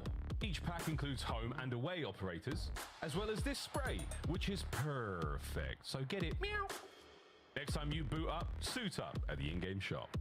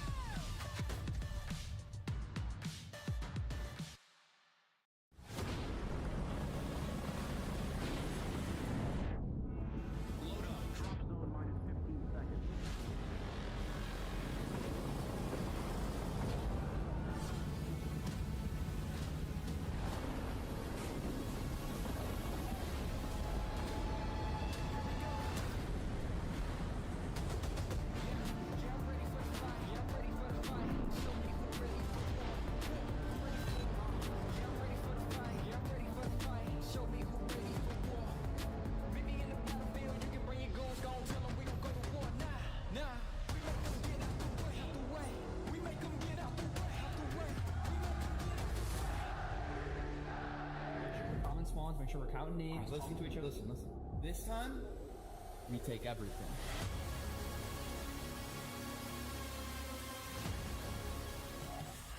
Welcome back to the Call of Duty League. Puckett alongside Rosalie and Nameless, and we're jumping into match 2 of a 3-match day. This one, probably the most important. If you're looking at what's going to happen in the minor, this could give you a preview of who is playing in a grand final. No, that's totally true. We're looking at what could be a grand finals matchup for sure. But from the side of Toronto Ultra, like a couple of things has taken a couple dips. So I'd like to see where they hang in this series in retrospect to the league. Let's take a look at our teams competing here today. And Nameless, just tell me, why is LA Thieves so dangerous despite losing back in Madrid? Sure. They're unbelievable in Respawn. The best Respawn team in the world. I mean, even edging out Atlanta FaZe, right? You can see the swagger and confidence on each one of these guys. Envoy in the latest interview, like willing to call people out, something we've never heard from him before. So clearly, Team Scrap is rubbing off on him a little bit. And these guys, I mean, recently in Hardpoint, have been beating teams by 100+. And they will take you to any map. Like their worst map's Protocol, 1-1 on it, right? Like these guys, like they're comfortable basically going anywhere, and they've been improving in their search and destroy as well. And the last part of this equation, though, Chris, is we said it earlier, we haven't seen the final form of Hydra yet. True. On the left side of your screen, we have Scrap and Envoy, who were wearing Toronto Ultra jerseys last year alongside Insight and Kleenex. So we've got some bad blood potentially brewing in this matchup. Toronto Ultra, underdogs, right? Yes, I'd say in this series right now they are the underdogs, simply because they've dropped in a couple of areas. Their fundamentals in Hardpoint are still really hurting them. In that series versus Boston, in both Hardpoints, they were on the back foot. It felt like the entirety of rotations for the maps 1 and maps number 4. So they've got to clean it up just a little bit, but their S&D is kind of keeping them in a lot of these series, and they're a star-studded roster, so they're going to steal a respawn if it comes down to it. Control's another big focus for them. They are the worst attack team in the league right now. That's not going to hang versus a team like LA Thieves. And we took a look at the numbers. Joe Deceives way better at Hardpoint this qualifier than he was throughout the Major 1 qualifiers. Is it enough to compete against the best HP team in the game? Yeah, I mean, it's tough to say it's enough because Thieves have just been so good. But what we saw last year is Joe Deceives can go up against anybody, right? When he's playing his game, he can fry anybody. Kleenex has done it so many times throughout his career. But this team, I think they kind of know they're never going to be the dominant Hardpoint team, right? It's going to be done through those search and destroys, and that's kind of the buildup of this team. We saw it versus Boston. 2-3-5, easy. What are the search and destroys? Time to find out. Control could be the swing game 3, and if we get there, it'll be Protocol to finish for LA Thieves. Otherwise, I got Toronto Ultra forcing a long one. Skyline will be game 4 and 5. What do you see, Alley Cat? It's a little bit of a back and forth. That map one heavily favors LA Thieves. You're talking 5-0. On the flip side, though, you add to the red card S&D. That's going to favor the Toronto Ultra. The protocol is a little bit of a toss-up. It's going to be both of their strongest controls, and then later half of that series in Skyline, it's really going to come down to those SMGs, I feel like. Yeah, I mean, you know, looking at Toronto and like their hard point, I have written down like Vault, Hasi, or Red Card. One of those they have to figure out adds to their map pool, or they're just going to get gapped by these teams at the top that have the wider one. So Red Card, clearly probably one they've been working on in practice, could start off early here and show us something we haven't seen. Are we going to a game 5? I'm going to say no. No, I think we're going Friday, to game 4. we had just 9 games, a whole lot of 3-0s. In fact, half of the games this season have gone to a game 5. This one's a 3-0 LA Thieves. Really? 3-0 LA Thieves is crazy. I'm going to go 3-1 LA Thieves, so we're not going to break our tie just yet, Chris. LA Thieves? I'm going LA Thieves. Come with us. 3-2. Come with us. Well, the fans means we're wrong. Toronto, congrats on your win. Let's send it over to Miles. And Ton! Welcome back, Christopher Ton! Oh, my guys. Ton, before, I freaking love you, mate. Before we run away, how have you been? And tell me about this gold chain. Wow, they actually brought Ton back. It's not gold. I'm not here permanently anymore. I can't afford that. But other than that, you know, I'm having a really good time. Love you, buddy. Good to see you. That does mean, though, folks, we do have some bad news. Chance is getting the BBL reduced today. He's getting it taken away. It didn't quite work out. It wasn't what he was looking for, and I think he couldn't even get on the flight home because of the size of the thing. All right, boys and girls, it's time to go. Ton, we've been blessed with a fantastic series. Thieves, Toronto Ultra. Should be good, right? I mean, you heard the deaths, a little bit of love towards the respawn from Thieves. S&D, not that good, though. Yeah, no, S&D has been a bit of a struggle for them, absolutely. That's where the biggest disparity between these two teams really lies across the entirety of the series. Respawn, yeah, okay, things have been looking fantastic for LAT. #1 in control, #1 in hardpoint. You expect that to be the way the series kind of goes, right? But Toronto, the middle of the road, they can definitely pull something up towards the back end of the series, but those first 3 maps maybe look a little struggle outside of the S&D. So really curious to see how it goes down. We could be seeing all 5 miles, to be honest with you, and well, you know, I'm only here once at the moment, so 5 maps will be nice. Let's milk you for what you've got your head Exactly. Let's milk you. Game 5, love it. Yeah, I think the Deaths, though, they're feeling that 3-0. It's very, very possible. Hydra, though, the Phenom, has he got what it takes to turn up here in BO6? Everyone expects it. Hasn't had to be there yet, though, and that's fine. They've still made the finals in Major 1. They look good in Minor 1. Now we put them up against Ultra. Here we go, straight into P1. I'm surprised it's the first time that we've seen these two teams mix it up. First time that we've seen Scrap going up against his former organization as well. But this guy on this map has been insane. It really has been the ARs for the side of Thieves that have been doing the business. Ultra on the other side of things, it's been, well, Jordan Thieves. He's really the only shining light that we have seen on Red Card. So let's see if we can start to get some roots going. See if they can maybe lock in on something along those lines. But LA Thieves, the ARs have been dominant. Ultra will have to step it up. Yeah, there's subs as well, man. I mean, we've seen some difficult performances out of Kleenex recently. And so far, I mean, 0-1. I wasn't going to say anything really, folks. We've got time. We've got our hard point that's wide open right now. And Ghosty cut down once again. Insight starting things off hot. Yeah, is it bad blood or is it just, it's your old boys going up against each other in a smooth hard point so far? Looking out well for Hydra. Finds a couple over towards P1. And not a bad amount of time for Thieves. But Ultra taking the majority away. We head back over towards P2. Yeah, I'm interested really to see how these SMGs do kind of go down because we are expecting it to lean one way for the side of Thieves, but Hydra with a good start, it's going to have to continue if the side of Thieves want to continue doing what they're doing right now, which is inside the point, picking up time, find plenty of kills.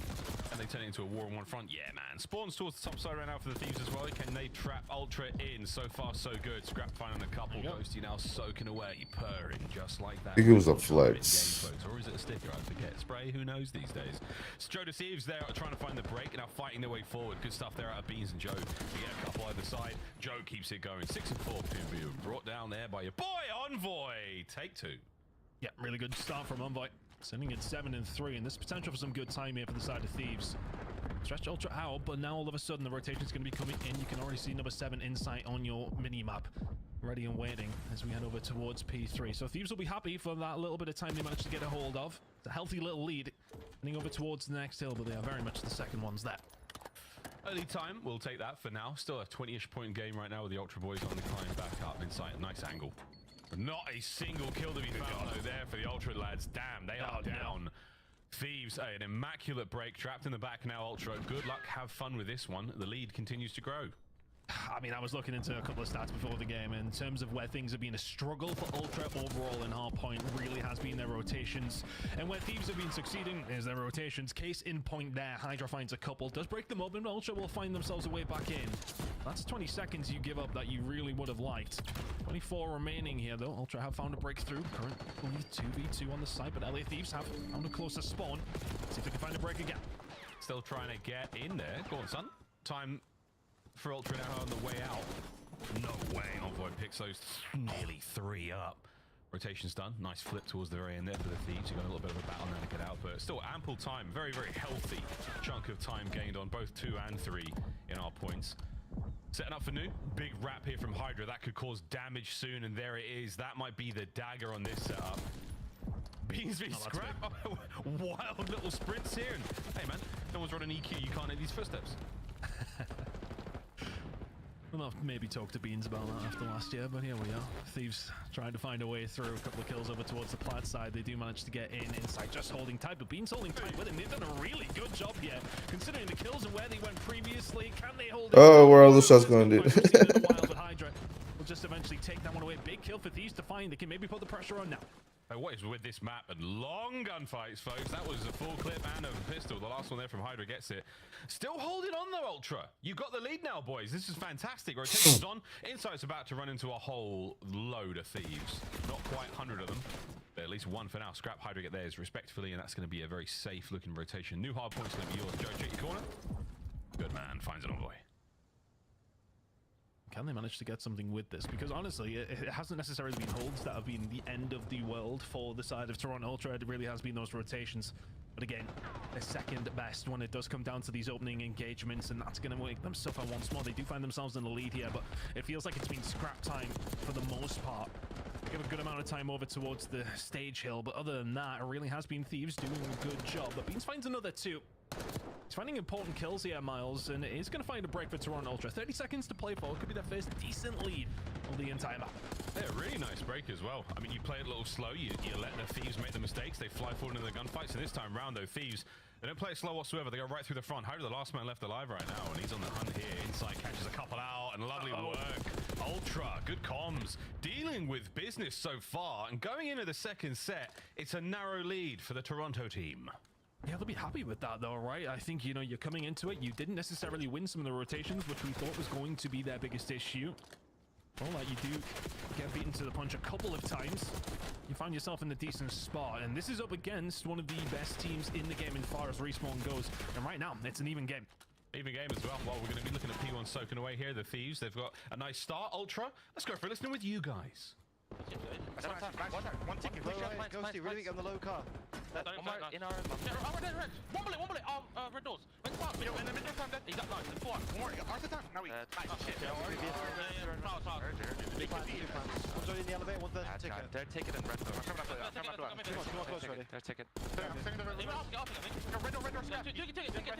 That's the time, red head shot. Ticket, dead. Absolute red head dead. Shit.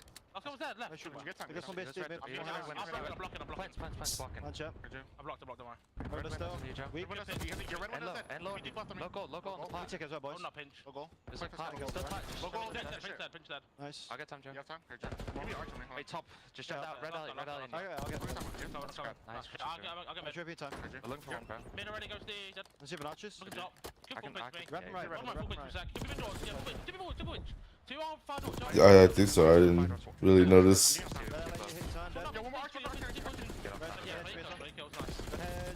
Oh, who's gun again? Last guy stage probably. Still. He's got block, right? Nice, Joe. Top stage, one shot, Joe. One front time. Hot dog and stage. Just high. Go.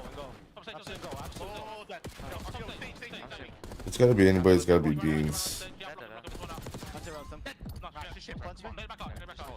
Revenue still. Red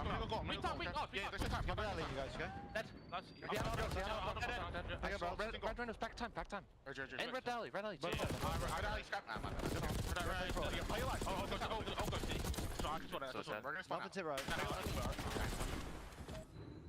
Great comms, all bases covered. Ultra, now with a decent lead. Thieves, you got the row, boys. Let's have a listening with you.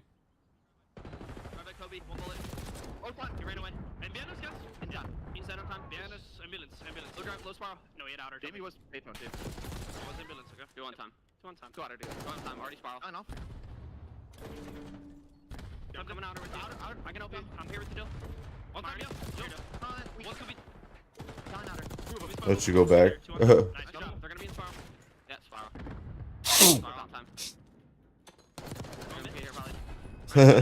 Lane our side. Nice. Pop us. Our side beans. And Payphone. Our side beans. One bullet. Oh, he's in it. Last stop. Fuck up. Last stop. I needed the hill. He's stuck. Dead on hill. Nice. Flip. One inside. Didn't think it would be inside. Inside is mid glow. They could have all stuck the spawn, by the way. Go back. You stunned? No. They spawn out. Shoot spawn out. On the glow. And dude, one shot dead. I got some. Roll on me. Hold Joe, half HP. Missing one. Yellow hedge. Yellow hedge.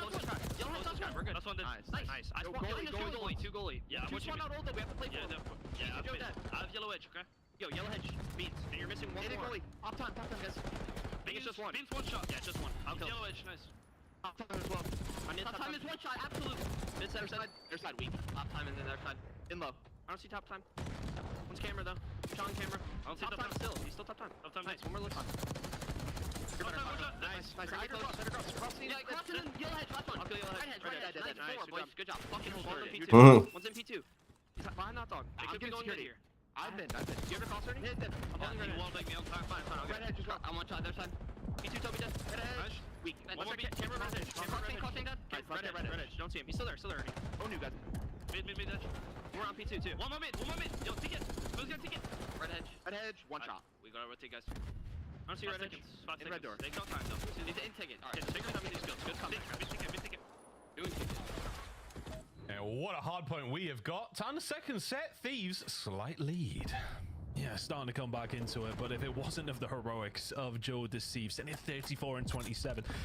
You're looking over towards these teams. I was looking at Thieves and who's really running the show. I was talking about those ARs. Number 2 and number 3 hardpoint KDs on this map belong to the 2 ARs on the side of LA. Yeah.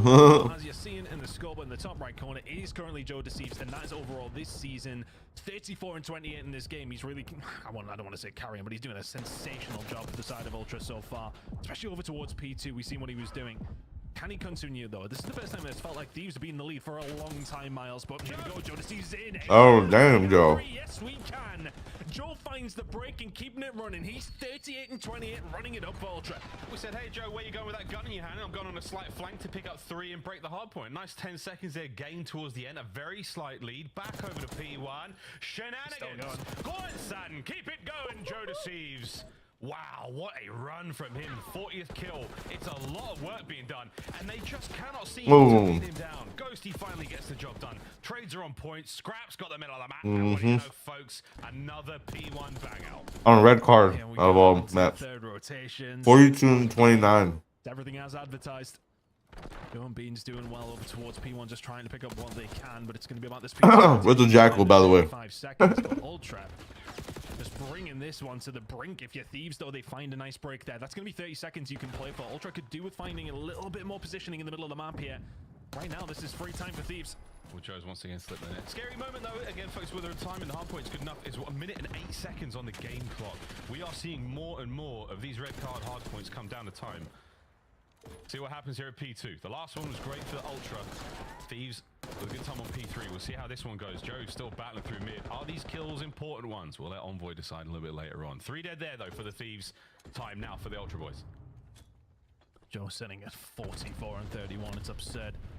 We'll need to keep it up, though. We've seen him previously on this hill, Miles. He really was before. Oh, here we go again. Oh, my God. He snaps on the Ghosty. My goodness, Joe Deceives. And that's 45 seconds up for offer. Toronto Ultra locking this one down. Thieves not where they want to be. We might. Got 4 more to go. We're running it up. Kleenex staying alive. Here we go. Hardpoint still good. Joe putting in the work with both weapons. Damage dealt though, and it's going to be the trade battle ending. And oh no, it's even Stevens. Last man left alive on the point. Scrap trying to find some time. Reinforcements and the pinch here from Ultra, trying not to let this get too wild and too crazy. A very close game still. They're looking towards P3. Ton and Ultra are there as well. Yeah, they're going to be there. We said at the top of the hard point, rotations is where this is going to be won. Those couple of gunfights, though, they're not the ones that you want to go the opposite way if you're a Toronto Ultra. Oh, Beans can't lose that. Combining well, Beans will be dealt with. And all of a sudden, Kleenex is left all on his own over towards P3. Finds massive kill, though, and all of a sudden, Toronto do have numbers. and it's not a problem whatsoever. Here comes Joe. Ian Clearix now through the stairwell. Kill number one. Listen. Not missing at all. His teammates have picked up the other. So what a late break. A fantastic moment here. Got to cover all bases, though. Quickly spread out. Don't let anything too wild and crazy happen. Kleenex on the slide. Keeping the time going. Joe's upstairs covered. A big win through the front from Hydra. Can they get the trade? No, they're inside it. And once again, it's Colchester's finest. It's Beans on the Come on, Joe. No more. 30 seconds to go. Toronto Ultra can still win it. Thieves cannot. They need to think about the rotation. He's not getting it. Army, maybe. There's 3 in a row. Insight's the only one who can answer, and what a time to find a break for Thieves. If they hold down this time, we're dead even heading over towards people. Amazing hard point to go to the end on as well. Wide open. Those worn off too. Thieves are making their way out of old towards the new, towards the final point. Envoy from up top now. A big set of kills from Hydra. Straight over the time. Beans from atop the stage. The spotlight on him. Finding a few more. Kleenex from down low wins another. But here comes Hydra. Wins the fight. That's the damn. There's the break with only 15 seconds to play for here for the side as Thieves. You are not far away, but one break from Ultra will win them the game. Right now, Envoy and Scrap, they're cooking together. They're only 5 seconds away, Miles. They gotta go. Gotta get going, and the coverage is there. It's all good. Last few moments now to slide in. And what a point. And Joe don't get 50. Breathe a big old sigh of relief after that map 1 came down to the wire. Oh, that's gotta sting for Ultra, though. You're going up against the #1 hardpoint team in the game, though, and you have thrown them all the way to a 5-point game.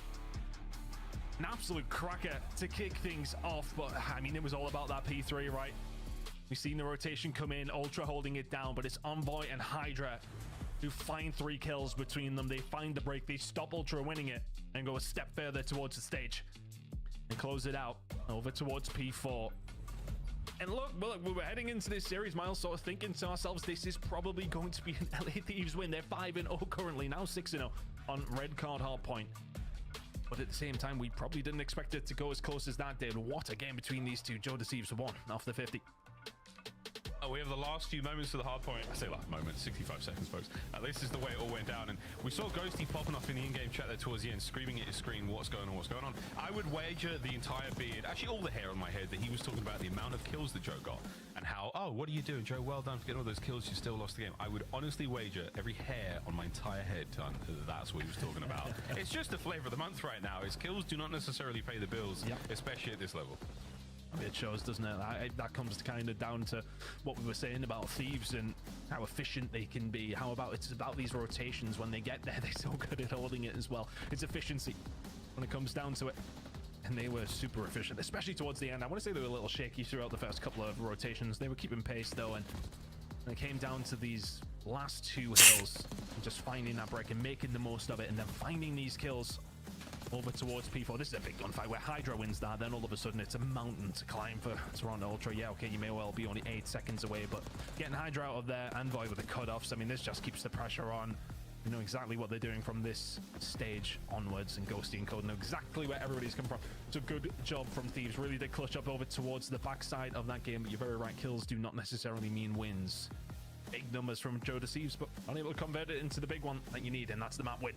That is the map win. Well, Daniel, what were you saying? I'm pretty sure he's hitting the in-game chat key as well. There we go. A very exciting red card. Back and forth indeed. Very, very tight between both our teams. And again, in the end, it just comes down to 1 or 2 moments. You don't win the rotation necessarily. And that hard point, the stage hard point, I mean, it's a wide open point. It's so, the lines to get into that point are wide open. You've got a couple of sweet spots to cover, but that is about it. And even then, the hard point itself is so bangable. You know, very, very difficult place to be in Thieves. Perfect setup, perfect timing. 250, 242, folks. We told you it was going to be good. But do not take your shoe, well, don't put your shoes back on yet, folks. We're still staying on red card here for S&D. Protocol, we have to get to that. But, Tony, S&D, not been absolutely sensational for the Thieves. Ultra a little bit better. But this could be a tie-up moment in the series. I mean, as I said at the top, when we're talking about the maps and modes between these two teams, okay, Toronto are kind of middle of the road when it comes down to their respawns, but when it comes down to S&D, they're #1. For the side of Thieves, they're towards the lower side, just the number 10 ranked team overall in Search and Destroy. So this one you would think is maybe a little more clear-cut than we thought the red card hardpoint was going to be. So now we head into an S&D. Are we expecting it to maybe be a little bit more one-sided for the side of Toronto Ultra? You would think so, but based on what we see in map #1, who bloody knows at this stage, man? We can only talk about stats so much, but for them, look, Ultra yesterday in their game, did what they needed to do, win the S&Ds, win the control to win the series. That is now looking likely to be their route to win this series in particular up against Thieves. So let's see if they can kick it off here with red card. As you said, we're staying there, but looking over towards the stats, yeah, the opening duels was something I was going to talk about. They've read my mind. It is a massive, massive difference between these two teams. The conversion for Toronto Ultra is brilliant. For Thieves, it's not so great, and actually finding it is being difficult for Thieves and not so difficult for Toronto. So it's fully on these opening breaks. Thieves need to switch something up when it comes down to red card, search and destroy. In terms of those opening breaks, that's really where they have been suffering. We'll see if that does play out. Typically, the stats have not necessarily lied, but they do give a wonderful indication of where to look in these games. Fist bumps complete. Looks like we're getting ready to start. Back in a red card, ladies and gents. We're going to be playing Search and Destroy this time round. Again, a top-tier throwdown. And that's a bad look for the Thieves. I mean, the idea that of all the teams you played, you beat Carolina, who was such a strong Search and Destroy squad, is amazing. But losing to Vegas and a double dip there to Atlanta Face, sorry. I mean, that's a good one for the Thieves. Look, you're not looking that bad, but the fact that you beat Ravens is still amazing to me. But hey, whatever, dude. We'll see how this one goes. Ultra, though, a strong squad when it comes to the mode. Let's see if they can keep it going. On board with Mr. Killman himself, it's Jojo, who's got himself the bomb too. Let's see if we can find something. On the other side of things, as far as the kills department go, Hydra's really been struggling on this map in particular. So let's see if they've found something out for the Frenchman. Like, oh my goodness me, I mean, Beans is going to find just the tail end of Scrap and take it off. My goodness. The beamer across the map, Scrap's dealt with. There's the opening bloods we said are an issue for Thieves. Oh, look at that. Breach and clear. Totally take control of the B-bomb site. Hydra in the back, though. Gone. Beans eliminates. So now a 4v1. Ghosty, the only man up here to try to make anything happen. Doesn't have any fragmentation devices to work with. Yeah, he's going to be going in with nothing but his aims. He did his very good. Well, he did his best. I suppose it wasn't great. He did his best. But Ultra, good stuff, man. I mean, opening that B-bomb site wide open, the old bait and switch, damage in early, everything looking good. Beans with that opening take that. Those kind of gunfights I take in ranked play, and I'd be complaining severely to my screen. I'd be calling them terrible, terrible things. But at the same time, it's fantastic shots. And again, that kind of thing is creeping up immediately in round number one. That first blood goes Ultra's way. They make sure they convert it, though. Being so good at doing that. 5-2 on S&D red card across the season, and that's a good start for them. Thieves now on the attacking side. Let's see if they can get something going. Scrap got blooded last time. Let's see if we can turn this one around in round number two. Oh, rat-a-tat-tat across the long lines of sight by the A-bomb site. Ultra will be hopefully quick to forget the way the last hard point ended as they try to lock down this side of the map. Thieves, you're going in. You got Scrap lining weight towards the back line, not making sure that anyone gets through mid. But for now, Ultra are not taking too much of a bait.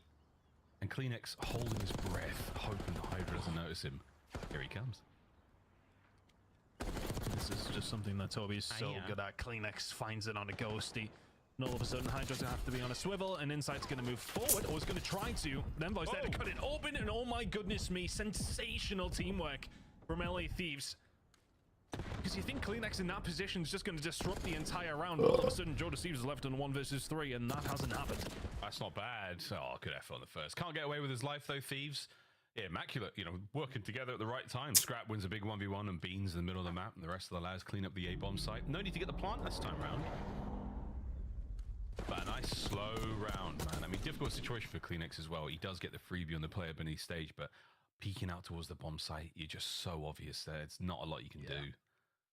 Well, I think it kind of happens, unfortunately, for him, though. He thinks Insight's going to be there for the potential trade. You could already see that he was on his way over from the goal, but he gets there and immediately gets picked by Envoys, and then it's just a free pickup on Kleenex and on Insight. From there, you kind of fall apart. Big gunfight won in the middle of the map. I believe it was from Scrap as well. So making sure that win their gunnies there for the side of Thieves at the right time.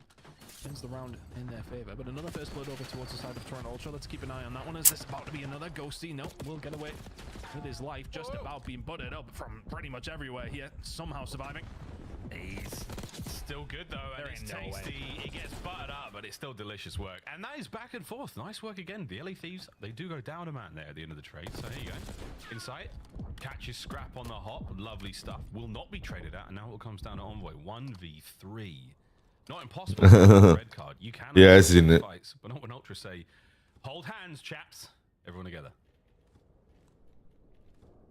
Not in a terrible position, but a bomb going down now. Choosing the wrong direction. If he gets there quickly and finds Beans, then maybe it could be on the cards, but wide open. Jackal's solid, don't get me wrong, but this is a tough situation. He's gonna bang the glass. Yeah, here we go. It's on, and it's Insight in the back line. As steady as ever. Ultra take the lead. Good job from Insight. I think finding 3 in that round. Just picking up the pieces here. But yeah, as soon as Ultra kind of have Ghosty isolated there, the fact that Ghosty gets out with a kill was, well, first of all, absurd. But a little bit concerning for Ultra, but they collapse down. Teammates in from Thieves on the way to help. They get gunned as well. Ultra making sure they do their job in the middle of the map. You win your gunfights, use those numbers. Your advantage, and then all of a sudden the bomb is down. It's an impossible situation for Envoy. Kind of has been back and forth. These opening duels seem, I want to say, a little bit tentative. Nobody's really necessarily been over aggressive with them. I don't know if a change up in tactics Thieves might work out, but they're only a round down. No need to make any rash decisions just yet. Decision made there not to put a trophy down as well. Good God. Takes the round into his own hands. Love that for the Thieves. Gives you a massive advantage now. Howdy. Hydra's on for 1 here, folks. Last man in sight. Give him the ace. Feed him. No, he runs out of bullets in the aims. For the Thieves, a wicked round. Much more aggressive from the side of Thieves, and it works out for them. Hydra just pushes up, and I just don't think you're expecting him to be so in the open, so aggressive in that scenario. No idea. The second over towards the stage as well. And that just breaks the round open for the side of Thieves. No one's back from Toronto in that one. Might be. Kind of shows you get the blood, you convert it, you win rounds. Like, that's how it works. That's how it works. Hydra finding. Yeah, that's exactly how it works. That felt very Michael Owen of me. Not very good that reference, but here we are. 2 kills from Hydra, though, just sets it up so lovely. 2-2 now. That's one for the Brits. Hydra's 3 in a row, though. Hello, lads. Whoa, Hydra gets a little bit more than he wanted there. But we're lining up in tickets, and there's a lot of players on the inside here. B-bomb site now ready to go. Ultra with a snap decision and a wicked fast setup. They're in now. There's the plant. Post-plant shenanigans. Here we go. Hydra, though, gets involved. The Insight's pick on a scrap helps. 1 man on the door, 1 man on the nade. 35 to go. Didn't find the pick with this. That's a big nade. It's going to disrupt them at least. Hydra through the door. And the second one, can he find it? Yes, he can. 1v2. Sending it. On the run. Insight's gone. Left, right. Which way's he gone? Hydra is juked in. Oh, my lord. The Phenom cracks a smile and defuses the bomb. We were worried about when he truly opens and when he levels up. And Hydra at 7-2. It's makings of magic from the Frenchman. Oh, Insight does everything right until the final moment. There's one person you don't want to give an inch because he will take a mile, and that is Hydra. It's just the shots come ringing through. Yeah. It's about to turn the corner, and their reactions are absolutely absurd from the Frenchman. 5 in a row. It's another round for Thieves. And they take it. My word, the lead as well. How on earth have they found themselves here? And the answer to that is Hydra. My goodness. Goodness gracious. Yeah, it's tough, man, when you make every right decision and yet still punished. That's a great nade. Beans should be gone. Oh, nice work. Staying alive. I'm always getting frustrated, but I swear to God, he's 1 shot. I mean, anything, boys. Anything. Bomb down on the other side of the map. That has been dropped. Quick recovery. Over towards A. Good stuff, Ghosty. 3v3. Insight's in a position here to get involved quick, but not anymore. Here we go. 3v3 on the retake. Very fluid from Thieves to get themselves over here. Ultra. Yeah, pretty quickly as well, though. Opening break's going to be so important for either one of these two teams. Is it going to go Joe's way? Yes, it is. Envoy gets his pants pulled down. 2v2. 2v2 and a big red hand across the backs of one of these players. Ghosty dips out, slides away, can't get away with his life. Lovely work out of Scrap. And here we go, the 1v1. Scrappy, pistol in hand. Another massive round for the Thieves. And again, the clutches are coming through. Thieves making it work. But it's all about the rotation that they quickly get in. Over towards the bomb site. They get it down, and all of a sudden Ultra, not necessarily scrambling, but they have to make a move over rather quickly. And to be honest, the break from Joe is phenomenal. He actually managed to find a second in that round, but Scrappy with the 1 versus 2. And again, these clutches going the way of Thieves and the rounds alongside them. 4-2 now. looking good. And if they could take the Search and Destroy, this is a massive dent in the confidence of Toronto. The hard work is paying off, man. They've been in the lab. There's no doubt about it. Here we go, Thieves. 2 for the win. Ultra, you've had some great moments, and it just comes down to a gunfight. I'll see it play. Not a clue where it is, because we can't see it in Codcaster, sadly. Inside now, absolutely dealt with. Nice work on the trade. Joe unable to save his teammate. Forced away. Really good job. You presume that RC is coming in from Hydra. Found a little bit of pressure. They find insight irrelevant of how it did go down. Now Ultra left in a 3 versus 4, just trying to get a little bit of room towards this A side. Movement starting to come on through, but it's hard, isn't it? Like, Thieves are really dug in deep here. Gonna probably try and find a gunfight to even get over towards the site. No, it's a freebie for Joe. He will get that. Thieves know exactly what's going on still in this 4 versus 3. He's the front man, though. He's got to try to find a kill on his own. There's no cover. No one here to help him. Kleenex gets there a little late, and he's going to be able to get one. Another kill certainly helps. You're sending in beans to try to disrupt the defenders, but I'm not sure if it's going to matter. A win here, if you can get it, Kleenex. Anyone there on the push? Big flank now from the Thieves. Trying to catch at least 1 kill out, and it's not going to happen. Damn. On the site, and a decisive round. Fucking script. Play from Toronto gives LA Thieves map point. Scraps bobbing and weaving in the cam right now. I wonder if he's watching the box on last night. Dipping and diving. Mate, they're such passionate in between round moments, whether it's the comms or whether it's just gassing each other, whatever it may be. Thieves, this is that confidence, man. This is the feel, the flow of the team. They're feeling great. Vibes, etc. An all-time high morale, sky high now as they keep rolling. One more round, boys. It's been sensational work from Thieves. The last 3 rounds have been brilliant. It's working so well together. You can see the patience is needed when it's necessary. You can see the aggression is unwavering from Hydra, and it's just causing so many problems towards the side of Toronto Ultra. Well, back on down this time though. Ultra taking notice and, well, complete control of the A site. And in turn, LA Thieves have walked through the very open door over towards the B site now and have this under lock and key. They don't have the bomb here though, but Ultra probably going to try and go for a retake. Are Thieves actually going to commit towards this? They could choose to maybe turn around again. Not full commit comes through. They have control. And they'll be going for this bomb plant. Yeah, you should get the plant down. You've also managed to exhaust quite a lot of the tacticals there of the Ultra boys. Yeah. Here's the plant. Hydra wins the battle on the flank, so that opens up everything towards the front line. The 3 remaining members of Ultra now trying to breach through the 2 sets of double doors, and it's not going to happen. Envoy with a perfect attack forward. The last man left alive in sight, and that is that. The LA Thieves take it to Toronto in search and destroy. Ridiculous performance from the side of LA Thieves and from Hydra especially. One of the worst KDs in the map, in the whole league when it comes down to this map specifically, and sticks a couple of clutches and 10+ kills on your forehead. It's a massive win for LA Thieves. They take this one away, and Toronto, yeah, okay, it's great to push them all the way in a hard point, but your bread and butter's your search and destroy. You get dealt with like that. 11-4 out with the Frenchman. Big map win for LA Thieves. Yeah, the 1v3 scenario he finds himself at the B-bomb, that really was the decider. Inside makes all the right calls, and in the end just gets tapped with that Strider. That same thing again with Scrap versus Joe. Those fights were fantastic. I mean, it's funny, I'm thinking about this again. Joe was on Thieves last year as well. It's just such a funny back and forth between these sort of squads.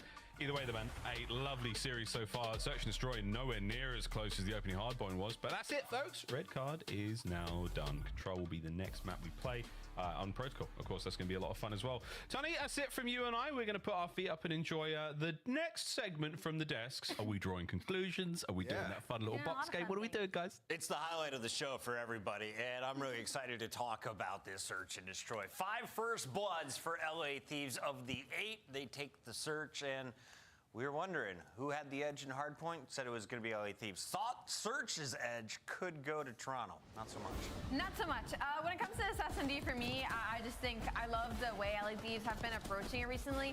I mean, you literally saw it. I want to say it was like round 9, 8-ish. I'm not good numbers. It doesn't matter. It was when Toronto was making over towards the B side, and Hydra's just sitting in office, and Toronto didn't even attempt to try and find any information there. They didn't throw any tacticals, didn't put any bodies there. What happens to Insight? He gets in a 1v1, tries to buy an brand new angle that allows Hydra to fly out, get the freebie first blood, and then go on with their round with man up. So LA Thieves just approaching the game in a much better way right now. Yeah, I think a lot of teams are going to start vetoing red card against Thieves, potentially both game modes. It just caters so well to the playstyle and the composition of this roster. Envoy and Hydra just finding so much success playing together. And also, when it got down to the 1v1s, just Hydra disrespectfully challenged Insight. We saw Scrap in the 1v2, huge kills right here. You're seeing it on your screen. So obviously these rounds go the way of Ultra. It's maybe a different result, but regardless of the fact, this map plays so well for this roster. Is this Strider really that good? It is. And also, like, to the point of, like, they're just allowing the plant way too much on the side of Toronto Ultra, and that's been their biggest thing. They went from a top 2 defensive search and destroy team to now bottom 10 in the league. They are the worst retake team that we've had during this split, and I feel like it got really exploited by LA Thieves during this matchup. LA Thieves really having to use the restroom during that matchup. They got their break, and while they're taking that break, Nameless, let's go ahead and take a look at some conclusions that were drawn throughout this hard point. Why was it an 8-point difference? Yeah, we're going to talk about the end of this HP, and golly, man, this is a heartbreaker if you're an Ultra fan, more specifically a Joe Deceives fan, because he was having an incredible game, and I just think it just got too heated up at the end. So let's jump into this last hill. We're going to play it a little bit and talk about like what happens here. Thieves had just bullied in through the front, and you see right now Ultra's like, okay, they can't win on this hill, so what are we going to do? We're going to try to like have a couple people sitting over towards stage and hold it, and Joe Deceives is pushing up trying to find a kill on rotation. But I want you guys to know the sponsors. You can spawn here, here, here, and here on this hill, right? So these are the typical spawns that you're going to get, and this is going to be important for what happens next. So you see Joe Deceives pushes up. He's going to die here. Probably shouldn't be in this position to begin with because they can't win on this hill, right? So now Thieves are like, all right, we're going to push over towards New. We're going to try to bully our way through front. Joe Deceives spawns in the back, and the reason he spawns back there, right, is because people are actively fighting over stage, right? So nobody's going to get the stage spawns at this point in time. It's a high-level stuff, but to be a team like Thieves or FaZe, you have to know this. Joe Deceives has to understand that there's a potential parallel spawn there. You see Scrap spawns next to him, and Scrap peeks over and sees it, right? And if Joe Deceives is aware of this, he knows the old time is still going and there's a parallel, he can maybe get that kill and give his team a chance to push this at the end and re-break and win this game, right? But he's unaware. Scrap shoots him in the back, finds the second on Insight, and what would have been a 2v1 in the hill for Ultra ends up being full control for Thieves. So just in the final moments of this, the spawns can get a little bit wonky, but they make sense. If Joe Deceives picks up on it, they might win. That's a great detail, Ant. But also at 186 to 186, Joe Deceives had 42 kills. Absolutely. He finishes with 49. The rest of the team's got to help him finish that job. All right, let's take a look at what we got coming next. It really is. We've got Protocol Control. Is this a 3-0? It might be. That's talking 5-0 on the side of LA Thieves. Tony, Toronto. it's time to hear your voice some more. I'm ready for it. Oh, thank you. You excited? I'm glad you're excited for it, Chris. I'm excited to see how this one goes, actually, because I'm kind of leaning towards what Ali said there. The records really do speak for themselves here, but it's not a terrible map for the side of Toronto. You're just going up against LA Thieves. That's the problem here, Miles. That is the problem. I always think it's weird how much the Chris's like each other. I think it's weird. There's a lot of Chris action here. No, this should be a good one. I do worry though, I mean, stats aside, I think maybe you had the sort of the back or the soul broken of you there by the Thieves. Ultra took a couple of mean rounds and there's been a little bit of in-game chat. How much of this is now just purely mental? I mean, the Thieves trash talking, absolutely walking it in the game as well. At what point do you have to dig as deep as you possibly can right now for Ultra to pull it out on a map that Thieves already look good on? I mean, it's stacked way against you right now. So a fantastic test for Ultra.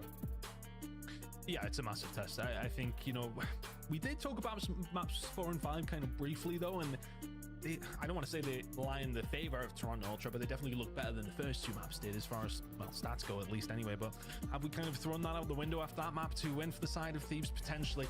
It's a hard one to call, but if they do win this control, there very much is still some hope. But doing that up against the side of Thieves is going to be a difficult one to do. Looking over towards map 3, which is going to be Protocol. As mentioned, LA Thieves sitting at 5-0 specifically on this map. Overall in control, as you can see on your screens, the #1 team in the game, winning their last 3. But for me, this one, we did briefly just see it. It's going to come down to these defensive rounds. For Toronto, they only really have one stat that they are the #1 in control, and that is defensive round win percentage. LA Thieves aren't far behind them because their strength in particular is attacking round. So it's going to come down to it. This is probably going to go all 5 potentially. Let's see if Toronto Ultra can force it their way and, well, force that round number 5 to be a defensive side. I mean, the attacking rounds have been the key as of recent in the COD League. But again, these trends do shift and flow around. Here we go. The early attack now for the boys of Ultra. Joe's going to be in there, soaking away. Back to good old faithful. This is the position we're going to be in right now if you're on offense. And that's not the kind of gunfight you want to take. That's a big one out of Envoy.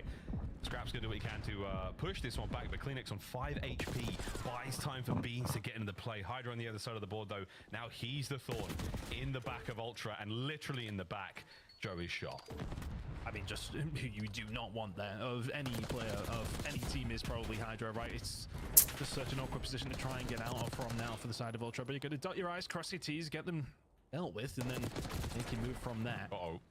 So when you're getting good like this, live zoning slightly in the favor of Thieves, but it feels like the map positioning just lies in their favor right now. Tough one for Ultra.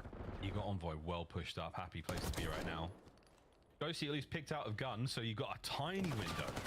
Isolate the next few fights, take care of these players. Envoy! Pants have been shat! Oh! Hydra's involved as well. 45 to go, and the LA Thieves, for a moment there was an iron grip around the throat of Ultra. And not a king shame in sight. They've now pushed out. They've found their form. Takes one decent break back though, right? Find a couple of kills. You get a little bit more control. Starting to assert your well. I mean, somebody who is really asserting himself is Envoy right now. He managed to find one. Can't find anything else. He gets picked apart. Now all of a sudden, Thieves don't have anyone in advanced position. Hydra's being hunted, and well, are you ever really hunting him? Kleenex will be taken down. Ghosty will find another. A progress though, ticking over very, very nicely for Ultra. Beans finding 2 in the middle could be big, but Scrap is there again. Thieves just seem to be disrupting Ultra at every single turn. They will get a hold of A, but not without a lot of damage being done. Scrap just trying to survive here. He's still going. Eventually gets cleaned up. A 13v11 in the favor of Toronto Ultra, making a move over towards B now, but Thieves not in a bad spot. Not in a bad spot. They've just been picked out. Here we go, Kleenex and Beans. We were thinking that the LA Thieves were the Dom, but right now they are the sub. And I'm not talking machine gun, boys and girls.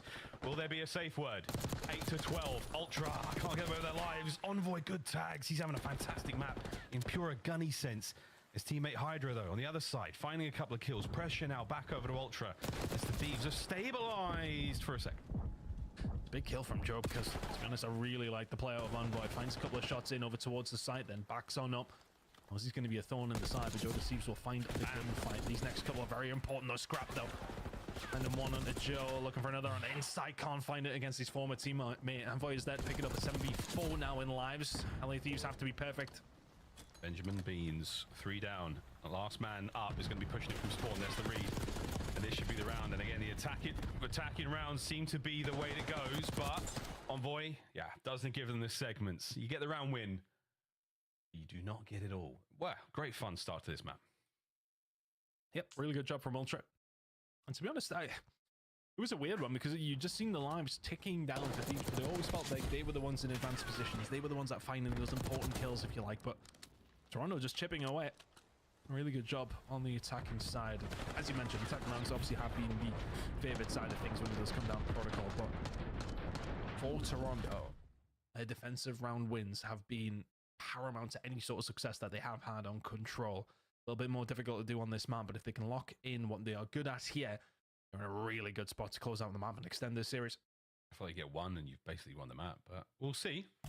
Thieves are a team full of surprises. Our superstars have yet to truly disappoint us. Over the way we go. Great start there from both squads. A nice set of trades. Even Stevens still Beans tips it in favor. Scrap right back at it. So no true advantage just yet. And a sneaky insight brings his aims to the bottom side of Trips. Doesn't get anything out of it though. Envoy with a perfect reads right off spawn. An ambitious play from Jacob Craven. Yeah, that's not the kind of player that you necessarily want up there.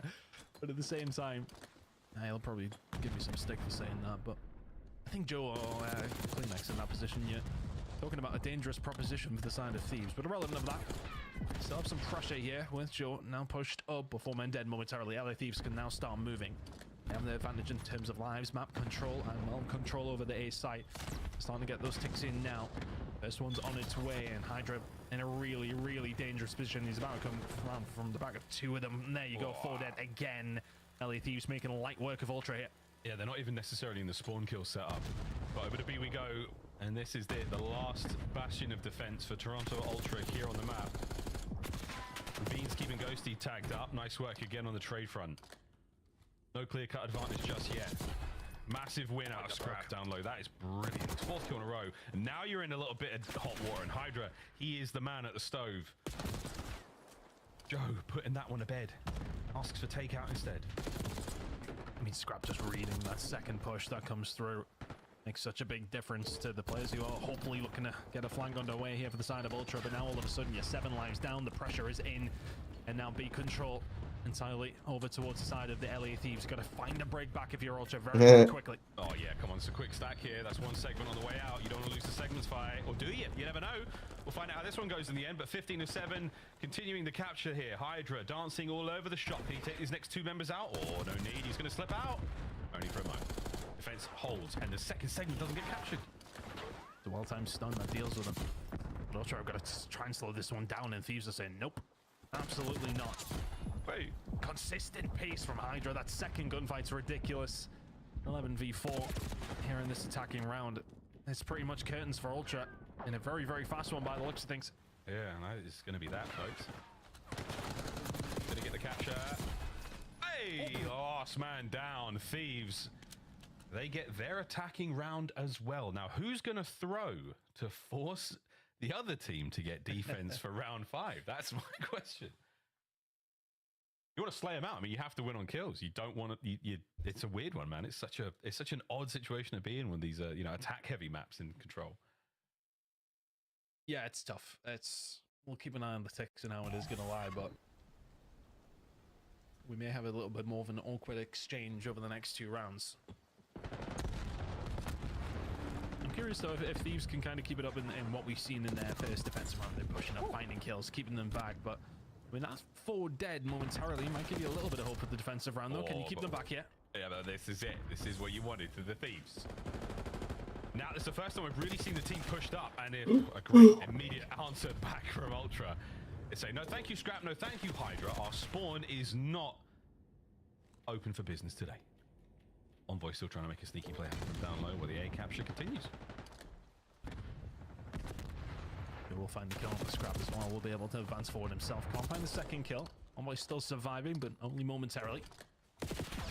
So finding a little bit more presence for his team inside of Trips here now as Thieves again just trying to find that right behind, trying to slow them down as best they can. Kleenex as well doing the exact same thing. Gets a bit of bad timing on Ghosty, but all of a sudden that name capture is looking more and more likely. The kill's starting to come in from Thieves though. That was a clean 3 down, and insight on the tactical retreat. Tries to escape, can't get it done, and again, back and forth in the kills. 18 now, life count either side. Thanks for ruining that one for Ghosty. 1 minute to play though, Ton, and again, it is an aggressive round out of the Thieves. They've pushed the defense as far as it can go. They managed to find anything here. Ultra, this is do or die really in this series. You lose this one, you could be in a lot of trouble based on what we've seen in the previous attacking round for the side of LA Thieves. Scrap onto Beans, 18 seconds here, Miles, they gotta go. They're in. Kills on a Hydra though, and the last man left alive in the point is going to be Insight, and as reinforcements to the form of Beans. Beans are going to matter because everyone's here. No, ladies and gentlemen, it's done. And that's going to be around over towards the new hard point. They're going to get out Spawn. Envoy finds himself at 2. The Bezo's got Hydra in it, and that is going to be that move. Fucking Miles. Take the lead in control. Oh, that is just a massive, massive round. For them to find as well. Yeah, can't find the break over towards it. Huge round for Thieves. And that really does put them in the driving seat now. And again, just such a nuisance team. When you get them inside of Trips, they are just impossible to kill time and time again. I mean, we see them from the get-go. It was already a bad start for the side of Ultra. They put it into the spawn trap almost immediately. Don't really find a great deal out of it if you're Thieves, but it doesn't matter. You've already forced them back there. You've already got that map control. Inside finds 2 to break it back. You've then got to find more to just even get out. And it's all smiles on the side of Thieves. Looking good here in this series and in the control. Somebody said something hilarious. Just hilarious for the LA Thieves there. Not a smile in sight for Toronto Ultra. Strictly business, lads. Good news, though. You do have a defensive round, so the likelihood of that round 5 is very, very high. Ghosty, though, has turned his round way upside down with that 8 spree. 14 and 13 for the young man. And here we go. Fighting his way forward. Beautiful shots are all in. We're still looking towards the zone. Gotta make sure that you get your job done here, though. Ghosty all alone momentarily.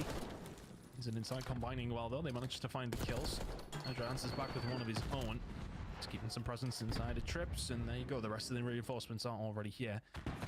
The sights are very much on a Hydra on his way. Let's see what he can get going. Not a whole lot. Oh, scrap. He didn't see the player to his left, though. That's going to be something he deals with a bit later on, but less than a minute to rock here. Not a tremendous amount of work being done. There we go, scrap. Off the top side of Granny's right into the zone, but Beans out of spawn, keeping things going. Ghosty now fills the gap immediately. What a snap onto Kleenex. Not enough for the kill, but you'd love to see the efforts here. Envoy, about to cut our teams in half now as he makes his way back over towards A. Yeah, just watch the minimap here and which way the teams are going to be looking, which way they're going to put their pressure in. Where do you stick your eggs? Which basket do they go in? And it was very much for Toronto Ultra move forward and just try and keep the players that are coming in off the respawn away. Envoy doing the same thing on the other side of the map, though. It's a bit of a game of chess here. He's going to be able to find the momentum, if you like. That's a big win from Joe to Thieves, and then all of a sudden Thieves now really in a bad spot. It showed the momentum on the slide. Kleenex, though, with a nice previous zone of 5, makes him 24-24 in the KD department, and we push forward. And again, folks, the makings of a final round, it was always going to be there. The Thieves not necessarily going for it. They don't want to get any more segments. It's going to come down to kills. Oh, we're just going to go straight for the win. Why not? The opportunity is still here. The game is far from over. I'd take it all back. Maybe 2.3. That's the thing. I mean, Ultra have to stop them and they lose the game, don't they? That's the thing. They have to put the pressure in. They don't get the second take. Yeah, I mean, still that 0.5. 0.5. They need to keep a hold of it. This. And there's still plenty of lives left if this didn't go, but final round. And man, again, it's been a very, very attack heavy. I don't know, I'm just trying to gauge the body language. Where do we feel about this one, Ultra? You do not want to go down here. This is a 3-0 on the series. Fight to get that next map. It's Skyline for the It's going to be great. Big body? Yeah, he's an eerie. There you go. I mean, it's 2 attacking rounds, then 2 defensive rounds. Of course, you know, the team's kind of playing that game, if you like, of where you want to go for round number 5. Let's see who's going to get the attacking side. And if they're actually going to make the most of it here, though. I mean, Toronto Ultra, they were only in round number 3. They were trying for it, and they're going to get the opportunity. Yeah, I think he's like main AR. LA Thieves on the defensive. Again, we're going to see that first defensive win if the Thieves want the 3-0, but here we go. Opening exchanges, not the most sort of violent openers we've seen so far in the map. They're a lot more calm, and that's because Ultra have decided to go for the B hit, and that is a nice change. A wonderful late game adaptation right now from the Toronto squad. A couple of sweet kills, and Kleenex can't get the last man. The B zone still in contest though. Ultra dancing for it. Oh my word, I mean, Ultra managed to find so much map control. Thieves have answered back really well. The damage is being done. Now all of a sudden there's an open door over towards the A side. Beans locks it in there, but Envoy Scrap all combining well. These are big kills for the side of the LA Thieves. That's a momentary 4 dead. And it's a great collapse on the A zone as well. They're not going to let anyone get away with that. Envoy pick a corner, any corner. Kleenex spots him out. Trying to keep this position open. And that is it. Magnificent win. 4 dead. Here we go, Thieves. Dive on it. Let's see if they can do what they didn't manage to in their previous defensive rounds. They put them in this position, but they didn't punish them. But this time, oh dear, it's worse than a smack bottom, Miles. This is 6 in a row now for Envoy. Yeah, it's not looking great. I mean, you've been sent to your room. Oh, they've taken away the Netflix passwords. That's it. What's next? You're not allowed to use your Uber account to go anywhere. I'm hurting the sponsors, presumably with calls like this, but you never know. This is huge work out of the LA Thieves. They are the daddies right now. 9 or 20 and 8. Ghosty will find another kill, and then Joe deceives. It's looking all like Thieves now. 15 seconds to go. Ultra, you have to find a way through. Bang, son. That was wicked work once again. 20-3. The LA Thieves. It is far more than a smacked bottom. It is disgusting work. They just couldn't buy a kill. Best for last. Ultra just couldn't buy a kill. In the City of Angels, these devils have just torn Toronto into pieces. Revenge for the hockey, wasn't it? GG's. Wow. Incredible work from the side of the Thieves, but Ultra, I mean, that's disappointing for them. 2 attacking rounds they lost there, by the way. That's a tough one to bear. You really don't get it going. Thieves do what they want in round number 5, the 3-0 in their favor. I mean, the desk kind of called it. I thought we'd have a close one, but LA Thieves make it work. Search and Destroy was fantastic. Really good job on the control and the hard point, but that was as expected. But the Search and Destroy will be the talking point. Ultra back to the drawing board. Yeah, man. Again, it's a solid squad, but for them now, yeah, back to the drawing board indeed. The good news for Ultra, though, the next 2 games in the run towards the major are relatively easy, and then of course they do play Surge, so they've got a little bit of time to work themselves back into the swing of things and get that confidence back before they get over towards Dallas again. And man, just more than anything, our superstars though, the LA Thieves really did come out hot there. Slowish start in that red card hard point. Ultra definitely had their number there, at least, you know, bring them a good competition, but after that, a smackdown. Tunny, it was short-lived, but it was wonderful, mate. I'll see you in the green room. Okay.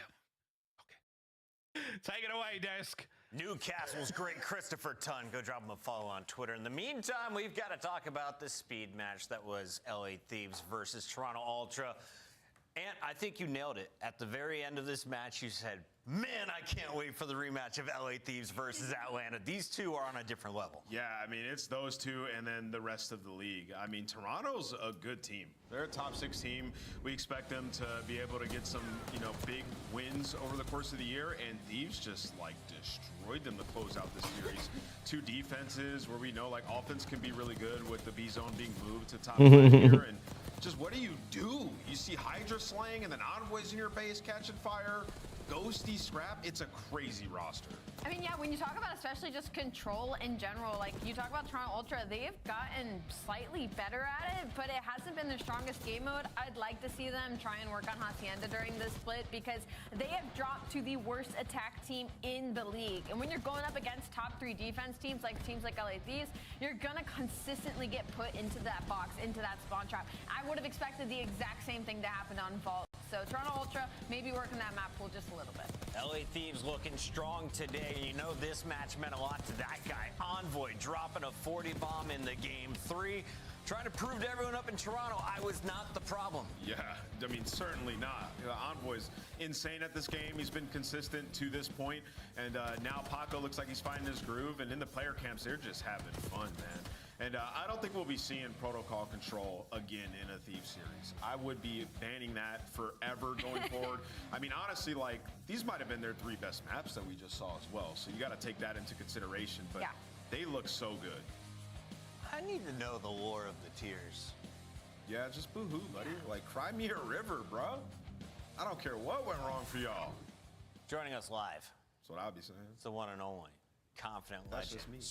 Scrap, true or false? In the 1v1 between Insight and Hydra, you told him to chow. I told him to chow? I mean, hey, it's Paco. That guy's got the green light at all times, so I don't got to tell him anything. What was it like playing your old team today? You know, it's different, definitely different, but it's kind of cool to see, you know, what team I came from, how they like to play the game, and then how, like, my team likes to play the game now. So it's definitely different, but it was definitely a fun match. Scrap, do you think any teams come close to you in Atlanta FaZe right now? Because it feels like there's a giant separation. Online for sure. I mean, there's a bunch of them. You know, you probably put like 6 teams up there, but once LAN comes around, I don't know what happens. I think just like nerves come in, confidence goes down. Yeah.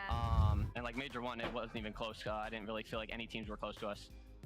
Scrap, you guys are absolutely rolling right now. I think you guys look better than you did even at the major, which was... How's that search, Which was how's that search? That search was phenomenal. Dude, you guys look great there.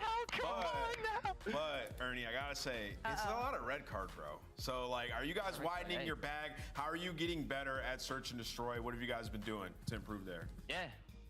You know, obviously Scrim and S&D a bunch. Honestly, they picked the red card right there. We were expected to play other maps, but they picked it. So, you know, if you're gonna give it to us, we'll play our map. You know, like that shit. Come on now. We always say it. But, you know, we're just getting better. We always say it on the desk, like teams testing their map pool and stuff. Is that gonna be the primary focus for you guys the rest of the stage? Yeah, I would say definitely like trying maps out, but I think that honestly we have a really good grasp on the maps right now. Like pretty much every map, I feel like we can play. But I just think trying to get as confident as we can on each map. Let's get it. You guys have a first round bye in the bracket next week. You have Minnesota or New York. What are we thinking? Damn, that might be actually a good match. You know, I actually think it's gonna go in. Minnesota's playing good. Cloud9 looks like they're you know, coming around. So we'll see. I think it'll be a good match either way. All right, thanks, Ernie. Appreciate you. Thanks, guys. Have a good one. That's Scrap, and that is a final 3-0 on another speedy day. But first, we have your Scuff play of the game. We go back to map 1. It was a difference of 8 seconds. How did the Thieves win it? Well, Ant drew it up. Now you No. can witness it from the players' perspectives. Yeah, No. just a flurry of aggression. I mean, they just broke in immediately. Boston, like, gave it to them, but then they yeah. couldn't win on this hill. So just the urgency, like, all right, we got to fly forward, but like in the moment, still knowing the chaos that can ensue. Like Scrap being aware of the parallel at the end there is just awesome to see. Picking up the kill on Joe Deceives and then just pretty much closing it out. Great plays all around by Thieves, and this is why they're the best respawn team in the world. Don't get it twisted. Toronto was close in this series, just not in the search. Game 1 and Game 3, very tight. My favorite thing about that clip is that Ghosty picks up a sub and he's like, Hydra, I'm gonna run front for you, okay? I'm gonna left stick forward. I need you to clean up this kill. Hydra comes out in the end, and Paco. It feels like he was kind of moving during this series too. I feel like I haven't seen Hydra that comfortable on a map in a minute. Yeah, the search he got going for sure. Yeah. And they got vibes over there, man. They got in the LA Thieves camp. 6 games done.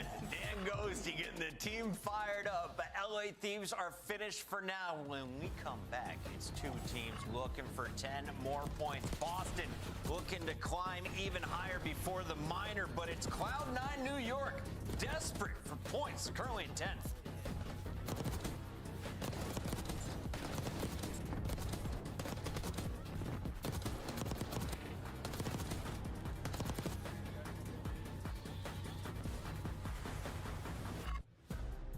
Upgrade your game with the Scuff, the official controller of the Call of Duty League. The Esports World Cup is an official partner of the Call of Duty League.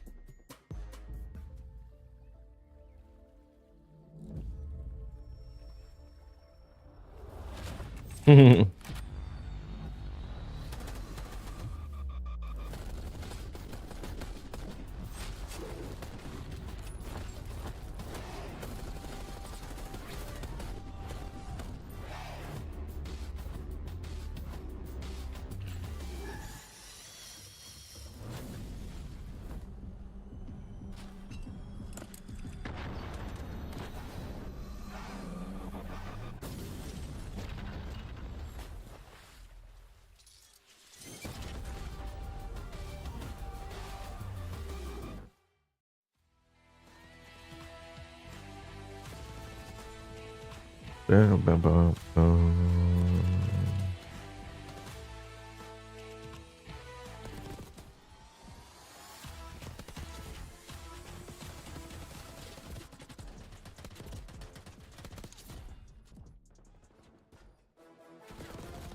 You're me before this match.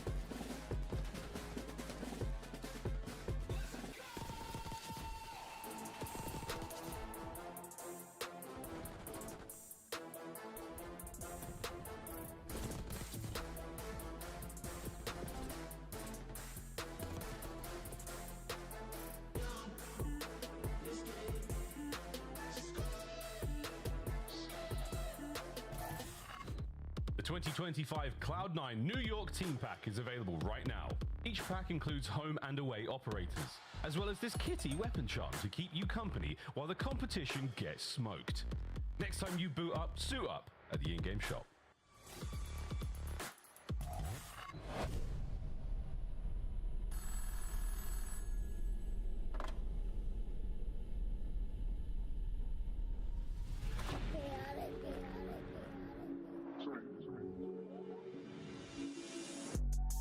Nah, for real. They be talking tough, but they won't get up in that field. ARPs and 223s get hit up in your grill. Iron on me like I'm Tony, like an orange eye pill. Come and get your shorty, cause she tryna cop a feel. She know look chaotic, keep it hot before the deal. And you steady talking out your neck, it's never real. So I say nah for real. So I say nah for real. Nah for real. Yeah.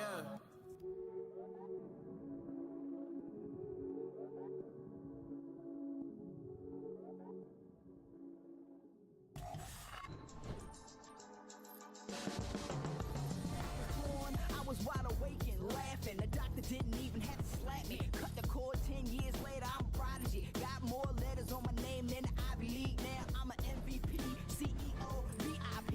All the youngest want to be like me. Cause I walk like a champion. Double helix twist pedigree. Call me Red One, everybody Gaga. For me, fame monster. Sasquatch posture. Big footsteps to follow, so use caution. Never duplicated, imitated so often. Feast on opposition, that's why I stay flossing. If you want the noise, I can bring it.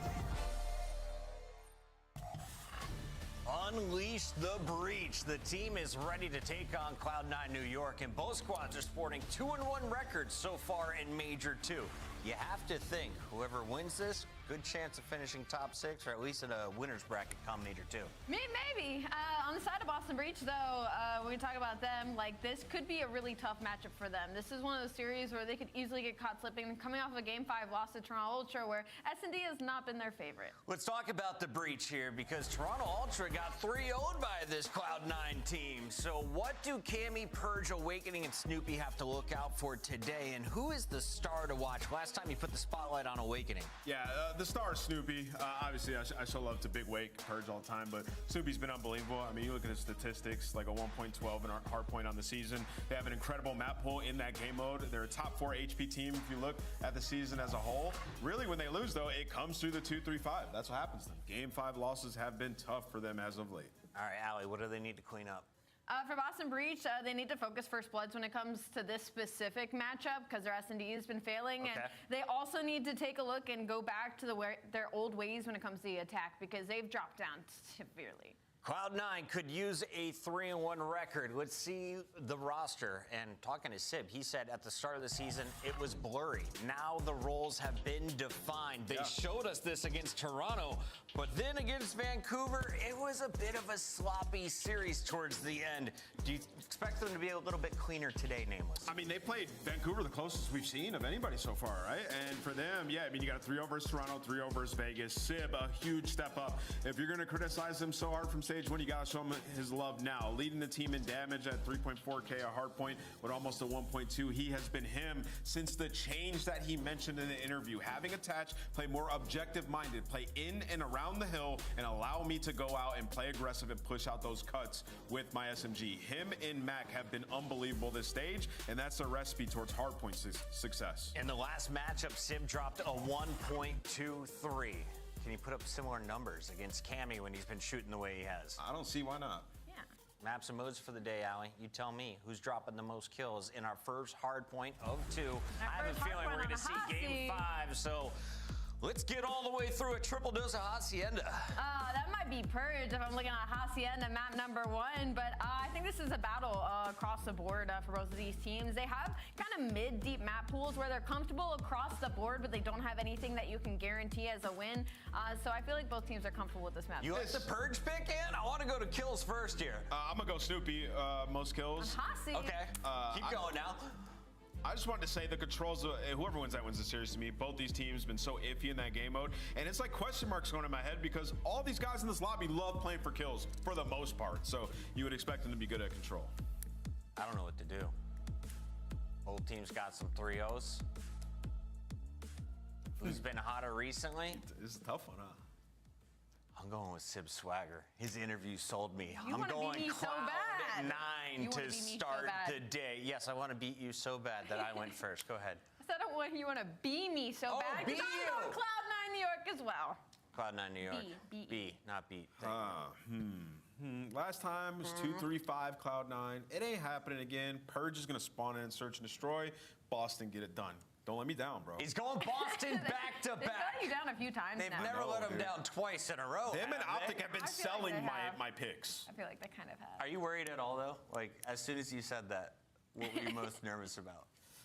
Just the search and destroy, honestly. Yeah, search and destroy. I mean, like, Purge was kind of getting ISO'd and picked a lot, so the search is definitely a worry point for them. And the last time they played, Cammy got obliterated. Like, he had, like, the worst series he had in the entire year. But he has bounced back lately, and I think he can be the X factor and the difference in this matchup. Allie, we have a few players to dial in on. Let's go ahead and showcase some footage of the stars in this matchup. Your players to watch in this series. Are you going Attach? Are you going Sib? Are we feeling some Mac? No, actually, my players to watch is Awakening. I don't know why. I just feel like the impact of Giga hasn't been the same it has in the past, and I feel like that's why I'm also hesitant when I am going like for a Boston Breach pick in some of these series, because I just feel like the impact hasn't been there. So I'm still kind of waiting for us to get the true form of Giga Wake again. Match is ready, so are we. Let's jump into it right now. We got Shift and Study. Go ahead, Al. Questioning Giga. Yeah, this is going to be, I think Miles actually says before he left, off his cast, was like, this very well may be the best series of the weekend. I think just based on the experience we've seen from both these two teams, not just on the weekend, but throughout the Major 2 qualifiers,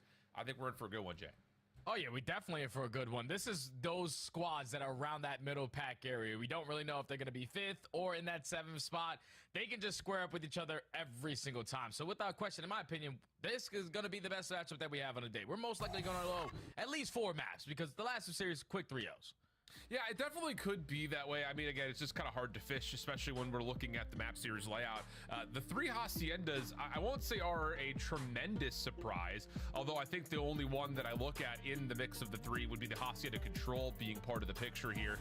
Some of that, I think, just off the fact that you see Vault was vetoed by Cloud9, and just based on Boston and how they've played Protocol, the last 3 times they've played it, they're 0-3 in overall count when it comes to the map. So not good news there, but their Hacienda has also not necessarily been great either. So that's the one map that I think really kind of stands out like a sore thumb when you look at this from Boston's perspective. Otherwise, you look at this from Cloud9, is there anything on the map that you look at in particular and say, ooh, this could be treacherous ground for C9 New York? No, I think you hit it right on the head. I think the Control is going to be the most important map of this series because you have one team who's basically struggling every single map for Control in Boston, and then on the opposite side for Cloud9, they don't want to play Vault. So they know that a majority of teams are not going to allow them to play their preferred map in Protocol, so you have to add another one to the mix. So they're going to get a couple more reps on Hasi. 2-2 on it compared to 1-1, but we would get there once we touch down on map number 3. We're going to start off with the hard point on Hasi and Hacienda Sandwich. But this one's going to be a fun one, Alan, because we've seen Cloud9 play it a couple times. They had some great series. They did a great job versus Vancouver on this map to force that game number 5. But Boston, they are also no slouches on this map either, so this is going to be a square.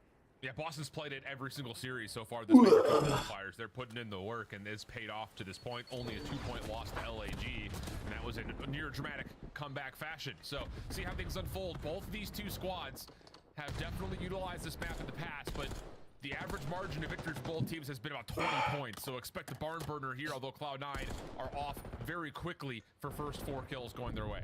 That is the perfect start to Hasi. You're not spawning on the preferred side for that P2 rotation. You find the initial kill, and now you have found every single kill after that. Finally, Awakening's able to put one on the board, but Boston now forced to cut their losses. They get a couple players to spawn over towards well. Gonna think about that rotation early, but 30 seconds, maybe more, off of P1's a great start for C9. Yeah, 4-0 start for Kremp. Sib trying to sneak into P2, but he has been figured out, so it'll have to just be the remaining about 5 or 6 seconds that Cloud9 will have to resort to on P1. Now looking for their break over to P2. Good opener from Snoopy. Gets a read that the hit is largely on the way through well. Follow-up from Awakening is good, and Cloud9 are still trying to find some sort of influence, whether it be on the spawns or the hard point. Neither's going well so far. Yeah, because those close spawns are still coming in for Boston. So they're able to reinforce their way right through driveway. 2-for-1 trade, 3-for-2 trade. Last player standing is going to be Krep. He miraculously is able to catch a double. And he gives now his teammates opportunity to flood their way through the front door. Not the situation you want to be if you're Boston. You thought this was going to be a full hold. Patch off the pinch. That'll work out nicely with Sim to really congest the last bit of this hit from Boston. Split spawn situation still coming through for the breach, though. Cammy has not been figured out on this long route, but he's got to get here quickly as Sim is cleaning things up from the front. And there's Cammy finally into the picture. That'll be good for the scrap time, but all things told, a very successful hardpoint for Cloud9. Now you only have one player off the rotation, so what can Attach get done? He already was able to sneak by Awakening. And able to spot him on the cross in towards 10. That's freebie number 1. Still going to get those close ones in towards the back, but Cloud9 now winning a rotation over towards New. Just want to make sure they're dominating over towards top side. Want to make sure you put players in towards top plat and try to secure these spawns. Now with Sim spawning towards the backside, you know, all the pressure's from the front. Yep, and that will work out for Boston. Snoopy trying to follow up to hold on to the high ground towards office, not going to work. So now Cloud9 get the setup on their break attempt. 30 seconds to fight. Awakening backside 10. Good first. More still on the way. Tough gun fight here as Sim and Attach will combine for a little 2v3 between them. Again, this has just been so smooth from Cloud9 late on the rotation, but they get their setup, they get their break, and now we're fighting for the last 15. And it's a big 15 at that because you still have Boston committing very hard to try to find this last remaining junk time. And if you're Cloud9, you're already thinking about that rotation. Awakening, able to catch a double for that final 10. Kremp is going to die in a very crucial position because now there's Boston players all around him. Yeah, absolutely the case. Attach, nice double, create some space between him and Snoopy. Oh, ring around the Rosie. A couple of shots come through. Attach almost able to get the collide onto Awakening, who turns that into a double of his own. Mac trying to follow up with Kremp, and they will re-break the hard point quickly for Cloud9. And now they're able to stabilize. Clean forward dead. You know where your teammates just spawn over towards both. I'm glad I get unbanned in 6 hours. I can finally talk to my randos. You do have a water route though on the cards here for Purge. Oh, not to get comp banned again, just yeah. It wasn't even for like saying anything. Now in for the contest. Back and forth pitch, sharp to kill feed. Snoopy last one up, but Sim. I just laughed at a guy during an S&D game, and then I just all of a sudden ended up comp banned. Yeah. I'm saying, dude. This Cloud9 team to do look like a brand new squad here in Major 2 calls. Sync, man, they have figured out their recipe for success, and that's just having Attach obviously play more of the objective role. Everyone has to fill it at certain points. But you're just allowing your slaves to slay. Mac is in the lineup 3 in a row. Control spawns on the backside. And this score just continues to get worse. The thing is about Boston, though, with their hardpoint game, I know they're sitting top 4 overall, but a majority of their success is usually coming through breaking. You can't break versus some of these teams, and it's already shown. Yeah, and you've got a really menacing stat line for Purge. Just 3 and 15, can't get anything going. Mac, long spree, finally put to rest, but they are absolutely cooking. Purge trying to follow up, but it is a massive lead for Cloud9 as we jump to a New York. Listen in. Purge is last guy. They're open. They're close. He's close. Give me Purge. I'm pushing the back and through. He's in the bottom. He's in the back. Purge. Get to new. They're already in the back. Okay, just play tight. I'm in the back. I'll play your thing. I spawned in. I'll put the guy back. Put the guy in the back again. I'm Manny. Making you a challenge. I'm gonna go over. I'm gonna kill one shot. 200 back. 200 down right front. 200 back. I spawned out deep as fuck. Zero times, all good. I'm gonna live in lobby. I'll go water. I already went. It's fun. Honestly, I'm going back up. Top left. He's top left. I'm going to expect you guys water. I'll do the for you. Wait, now close back. They left one catch. Time game. He pushed me on Zig. What's up front limbo? What's up front? I'll tell him on time. Zig weak. On time, dead. Inside of Zig. Push up front dead. He's getting close.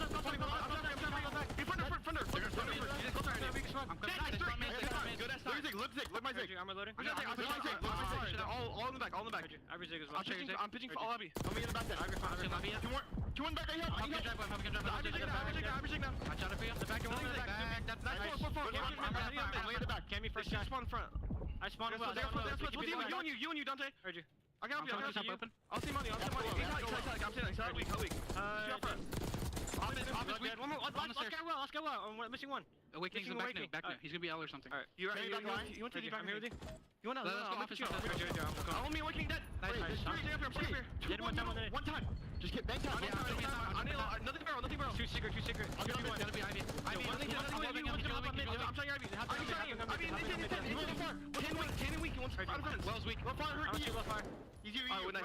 Okay, big kills. You can pinch. I'm pitching. I'm one time. I'm holding. I'm waiting for you guys. I'm waiting for you guys. He wants to couple. Give me flat. He's not pitch. I have your pitch. He's okay. He's back to front. Go across. I don't want time. I have your guys in front, okay? I'm pitching cat now. Open. Someone front. I did. Let's go.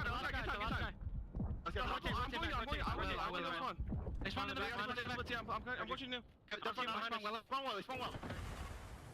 No shortage of passion in those comms there, Jay. Cloud9 continuing to grow in their lead, about 80 points to the good, and look at the setup going over towards New. Man, they're just early off of every single rotation. We're talking about when they need to find breaks, they're getting it. They started off at that P2. You win the rotation over towards New, keep it scrappy. Now here at P4, which tends to be a money hill. How long can they hold this for? It's already 3 dead. Last player contesting a clean 4. You know your teammate spawns over towards Lambo. Everybody eyeing up towards Boathouse. Yeah, this has just been playing from behind the 8 ball for Boston for what feels like 3-4 hard points in a row. Just not quite able to get any rotational wins, and then Cloud9 are just putting on a masterclass in terms of spawn manipulation. Mac off the pinch, a little back and forth inside the hard point. Mac coming back to the play. Stray nade from Attach takes him out of the picture, but Attach also finds the final kill. And with 20 seconds remaining, Cloud9 can obviously well-handedly put this game out of reach. Yeah, this game is just getting nasty. Boston haven't found to stand on yet. Hell yeah. Thank you. 15 seconds remaining there at P4. Yeah, that's what was happening to me towards like 2 o'clock in the morning. Yeah, it was just like 2v4s. The plats weren't doing nothing. I was like, okay, I'm off. But you also just don't want to allow them to get kills and then sit that time. Yeah, Sib is just ripping. Like I'm over here pulling 40 bombs along with my other diamonds. In a little trouble here, and will not be able to slip away from Awakening, but he does create time for Cloud9 to get to the hard point and get close to that 250 point mark. Cramp up top, nice little snap down low, but doesn't make a difference. Yeah. They just have so many numbers, they will get back into the time. Yeah, they need all of this time. They just need to play it patient though, because you know Cloud9 are going to start to play a little bit safe. They don't want to flip this map and lose the rotation over towards New. Just need someone to open up with a double kill. Potentially start to be aggressive, but Mac and Sip already combined for 2. They have already top mid presence. They don't want to allow them to give up this time for free. But still in the map control is Cloud9 for that next hard point. Yeah, there's a big kill right there from Sid as well. Allows Cloud9 to focus purely on rotation. Look at Sid, number 3 in blue. Already on the pinch from around the back, and he will find the kill to shut down the Boston break attempt to P2. 20 seconds remain before Cloud9 can put this first map to bed. And with a couple of stray eliminations happening down towards well side, this Boston team just looks really out of sync when they don't have a rotational win. Yeah, and that's tough, man, because you rely heavily, usually on your breaking to get into some of these hard points. But on a map like Hacienda, they're just going to make you pay for it with better setups. Cloud9 dominant in map number 1. Yeah, it really was one of those situations where, I mean, you kind of mentioned it, where with Boston's hard point, a lot of their success coming by way of their break attempts, but a map like Hacienda with players who know what they're doing on the macro side of manipulating spawns and continuing to keep the map kind of in their favor, keep the map in front of you. It just never really allowed Boston to get anything going. I mean, Purge had a slow start, that's for sure, but there really wasn't a rotational win for Boston anywhere in that second half of the map. And the thing is, we keep talking about their rotations. They couldn't win a couple. It's just like the way that they were approaching their breaks as well, Alan, didn't really make sense to me. As soon as we jump into that listening, and it's Cloud9, just non-stop energy into that PTSD. Boston were the team initially in there. They found 3 kills. They knew that there was 1 player left alive, but Kremp just did such a great job of staying alive through side door, forcing Boston to consistently try to think about him. He stalls enough time for his teammates to eventually approach to the front. They find a break. Sib walks his way, actually swims his way through that water side, and is able to catch a double. But then the re-break opportunity for Boston, you're getting those close well spawns. They decide to 4-hit driveway. That's the thing that doesn't make sense to me, because there's only 30 seconds left on P2. 4-hitting driveway, if you don't get those kills, you're still going to spawn on that side of the map for that next hard point. So it just looked like Boston weren't really in sync of how they wanted to execute these proper breaks here, but that's just not how you're going to be able to do it when a Cloud9 are just simply outclassing you in the fundamentals. Clean stuff from Cloud9. It continues to trend in their direction. The only stumble that they've had so far, really since Madrid was that series, versus Vancouver, just obviously kind of blown out of map number 5 there. They lost that 6-1, but outside of that, I mean, everything seems like it's really starting to click for Cloud9, and maybe all it was if Simpson himself, he just needed to learn how to shoot straight again. But I don't think it's just that. It's just the way they're playing around the combination of Kremp and Mac just looks a lot more, I would say, like intentional. I just felt like so many times at the beginning of this Cloud9 season, it was a lot of trying to do the right things on rotation, but the SMGs were nowhere to be found around what Attach and Sib were trying to do. But now it looks like they're on the same page, and yeah, this has been really fun to watch if you're a Cloud9 fan. Hey, you could just tell by the entire map 1. We're early off the rotations to all of these money hills. You had Boston still contesting at the end of P3 with about 20 seconds left. Attach said, okay, you guys can have that. You can take that final 15 to 20 seconds. I'm going to go to the money hill at P4 and set up properly, nice and early. And he was able to soak up almost 3 minutes in hill time. So, Attach, you played that objective. The game gets a lot easier for everybody else. Indeed the case. So now we take our focus to the Vault, Search, and Destroy. It has not been a map with a lot of success for Cloud9. They played it a lot through the Major 1 qualifiers. They only won it a single time, and that came in week number 1. For Boston, they've barely played it at all up until last week where they were able to find a win versus LAG. So some question marks here, I think, for both these two teams in terms of what we're going to get on this map number 2. Yeah, I think obviously on the side of Boston, you only played it one time versus LAG. You were able to walk away victorious in a 6-4 fashion. A lot of that being due to the dominance that you were able to show on your defensive side.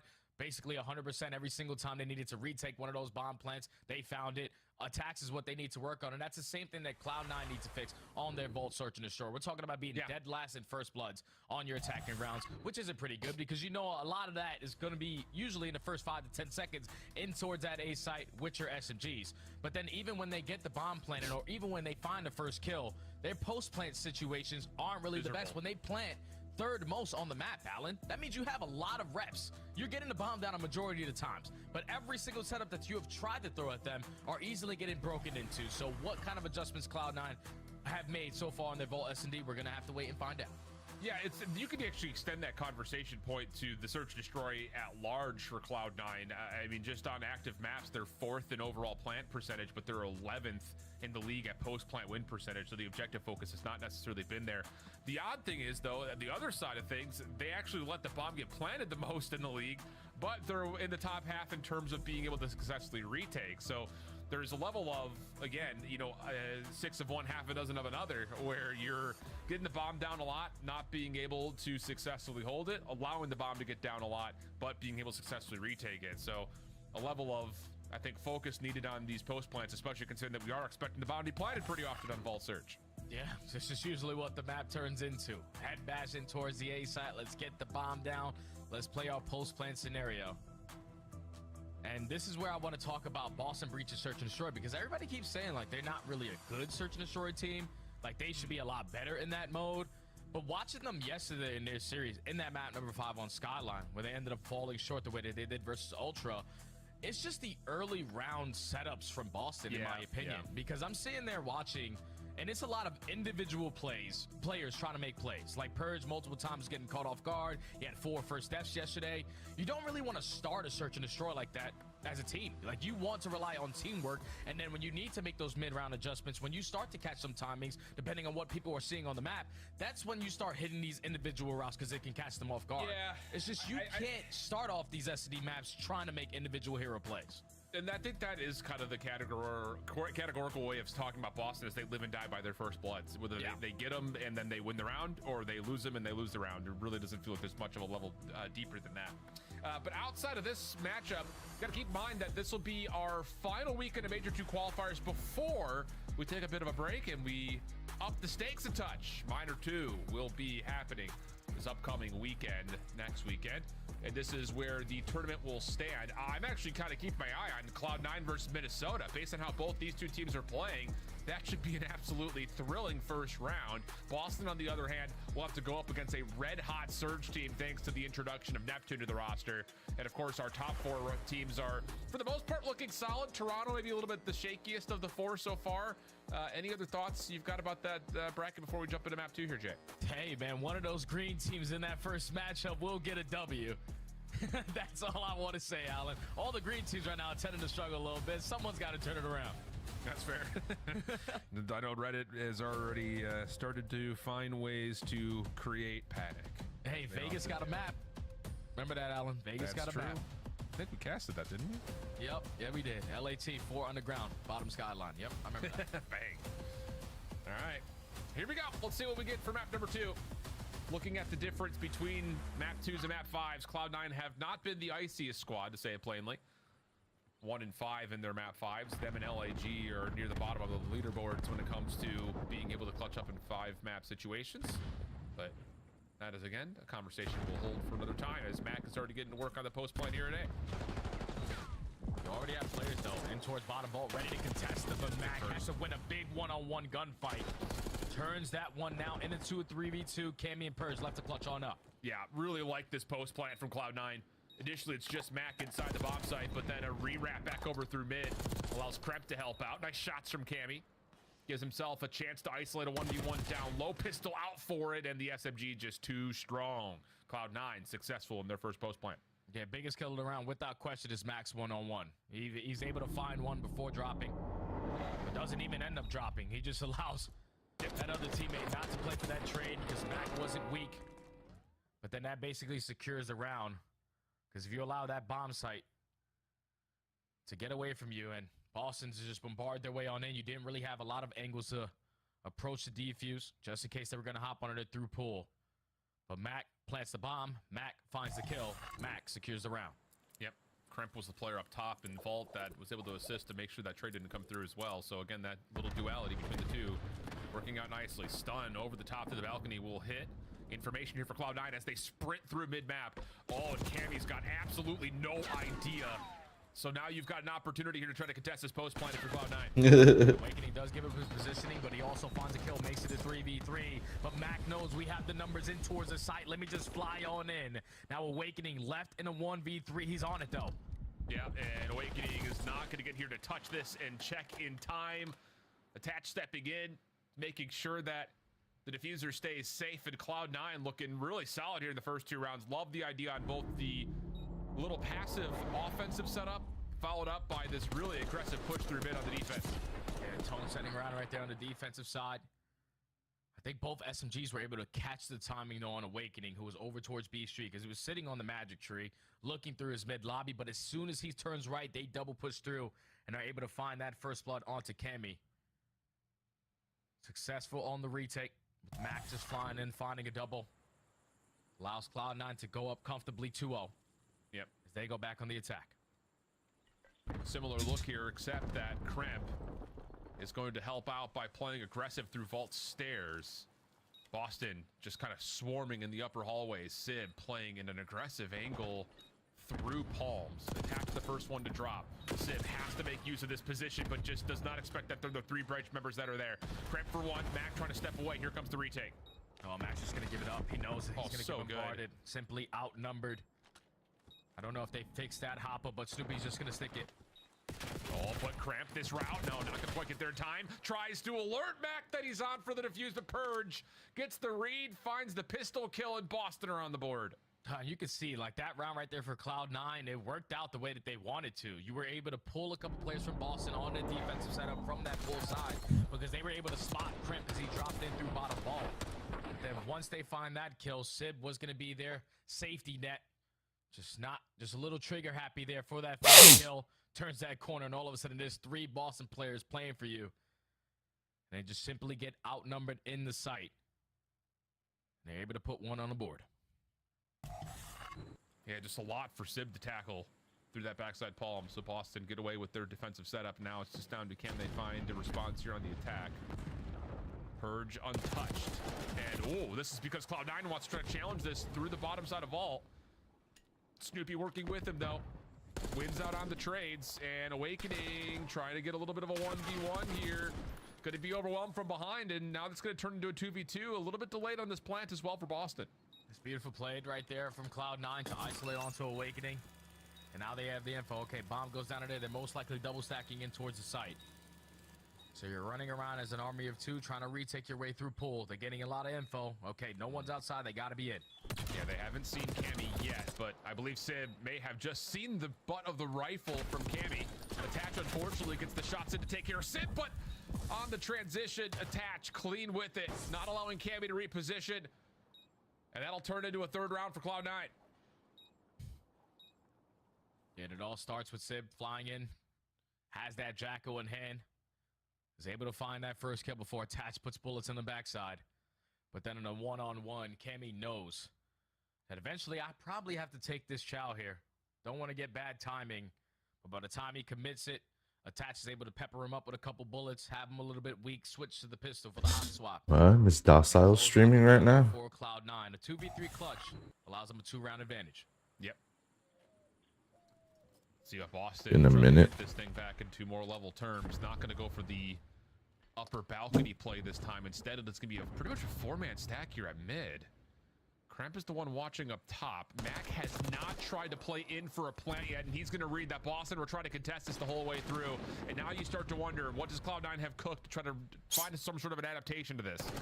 Yeah, you can already see they're cooking up something on the overextension. They push their way through Pole. Gonna try to trap them over towards B side, but look at the positioning from Sib. He can line up a couple. Sure can. There's the first easily found. Doesn't expect the second initially, but Cloud9 still surround. Deal with every single member, and they already know where Awakening is. Bomb will start to be planted here at B, and Awakening, there's just no chance for this 1v4. Surely not. Hell no. Yeah, not at that B site. You have to kill all 4 players and try to find an angle to think about this defuse, but time is already getting away from him. The setup too strong there for Cloud9, and that is such a beautiful round there from C9 because it all starts with the info that Attach is able to get through bottom mid. All he's doing is, okay, there's a lot of attacks being invested here. I at least saw 2 players, so they're probably going to get aggressive through mid map, probably drop down in the vault. Once he gives that comm, he backs down all the way to B Street, watches the overextension. Everyone else gets the info that, okay, they're probably going to be really aggressive in the A side. That's why you had Max sitting out towards Pole.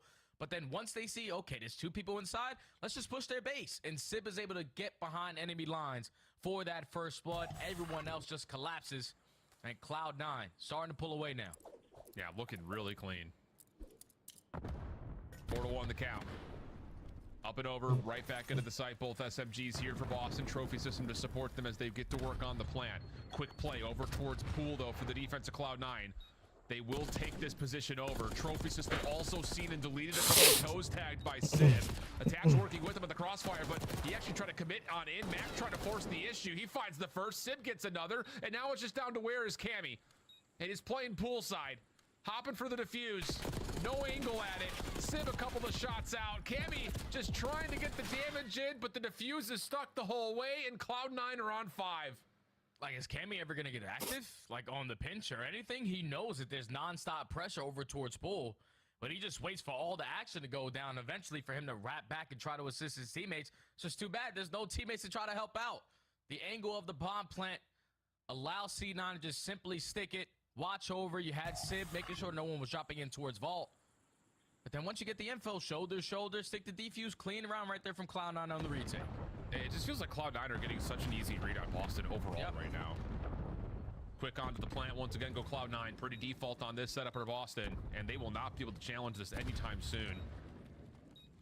Gonna triple stack together on the attempt to reclaim the balconies, but Attach is already through. Kremp trying to slip away. No one's going to expect that. Attach is playing from this position, though.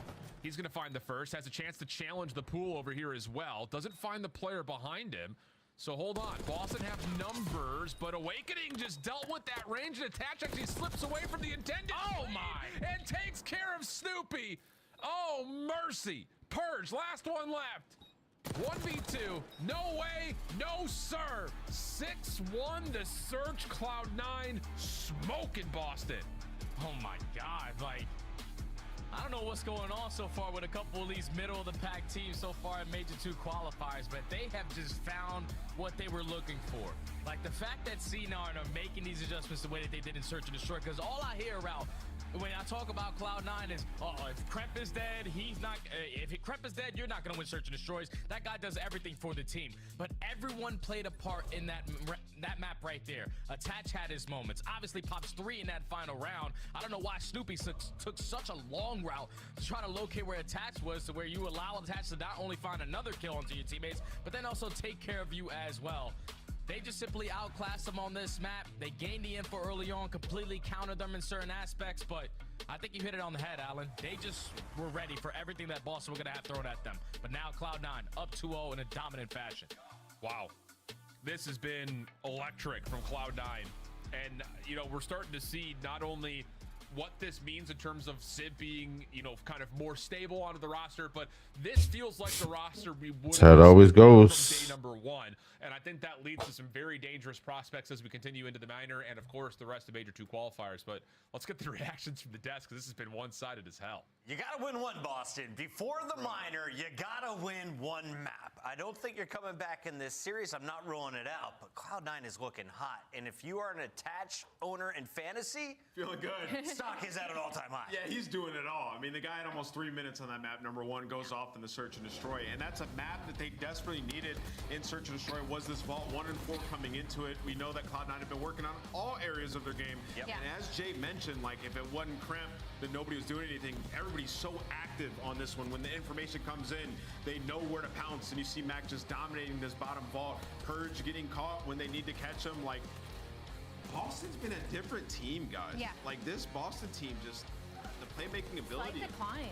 It's declined a lot. I don't know if it's confidence or what it's been, especially in the Search and Destroy game mode. They just haven't been going toe-to-toe with teams recently in that game mode. I mean, they're winning the first blood battle, and they're one of the best conversion teams in the game, and they just weren't able to do it during this series versus Cloud9. I thought it was going to come down to the opening duels. I mean, Cloud9, they're sitting at 8th at getting them, but if they do, they're first overall in converting, and that just wasn't the tail. It was just kind of the map control from the side of Cloud9 New York. Even with a man down, I mean, their post plants were just insane. Dirty Dill running, turning, burning.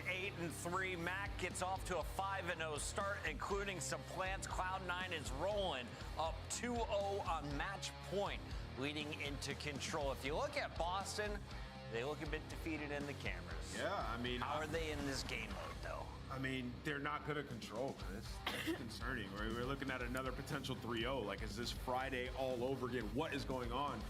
But yeah, for Cloud9, I mean, the league gets very interesting if this is the Cloud9 that we're going to see on a consistent basis, because they got a star-studded lineup. They start putting it together strategically, they're going to be a problem.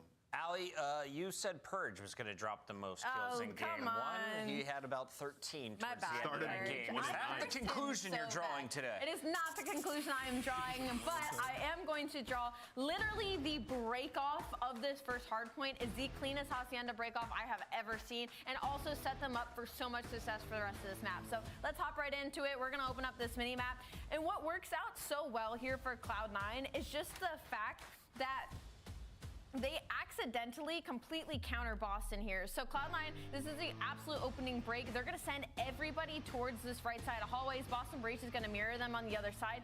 The difference here is that somebody instantly hops into the hill from the Cloud9 right here and gets a nade up into this top window. What does that do? It weakens all 3 of the Boston Breach players and allows the ARs on the top side of these hallways to get some of these kills. So I'm going to let this roll for just a second, because this is picture perfect. So it's going to be Mac. He gets in the hill, he gets some damage in the top 3 players, wins that opening blood, which allows his teammates not only the information of all of them being there, but to shut down and get a full 4 dead in the opening seconds of this hard point. And that's not it. They go on to do it a second time. So now we're going to stop again.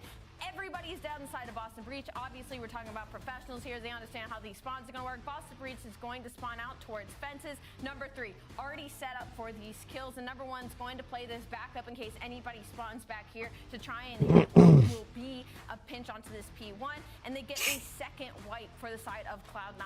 And not only does Cloud9 get 40 seconds off of this opening P1, they then use their map pressure to push into the side of Lambo and win not only the second rotation, but the third one over to fences as well. And with momentum like that, You're bound to win a hard point. Cloud9 with the positional advantage in a number of those gunfights as well. They used the headies pretty effectively. Yeah, he's pretty good. And Sip popped off that map, man. I mean, he's been saying, like, if as long as Attach plays in the hill, I'm going to fry. And that's exactly what he did. And I vividly remember being in the green room, me and Jay standing up like, Attach, you have 9 seconds in the hill, brother. You got to be in it. And if you know he's in the hill, you know he's not simply playing for kills. Everybody else can do their thing. It is simple at the end of the day. Hacienda, you're 4-9 across all control maps, 30% win rate.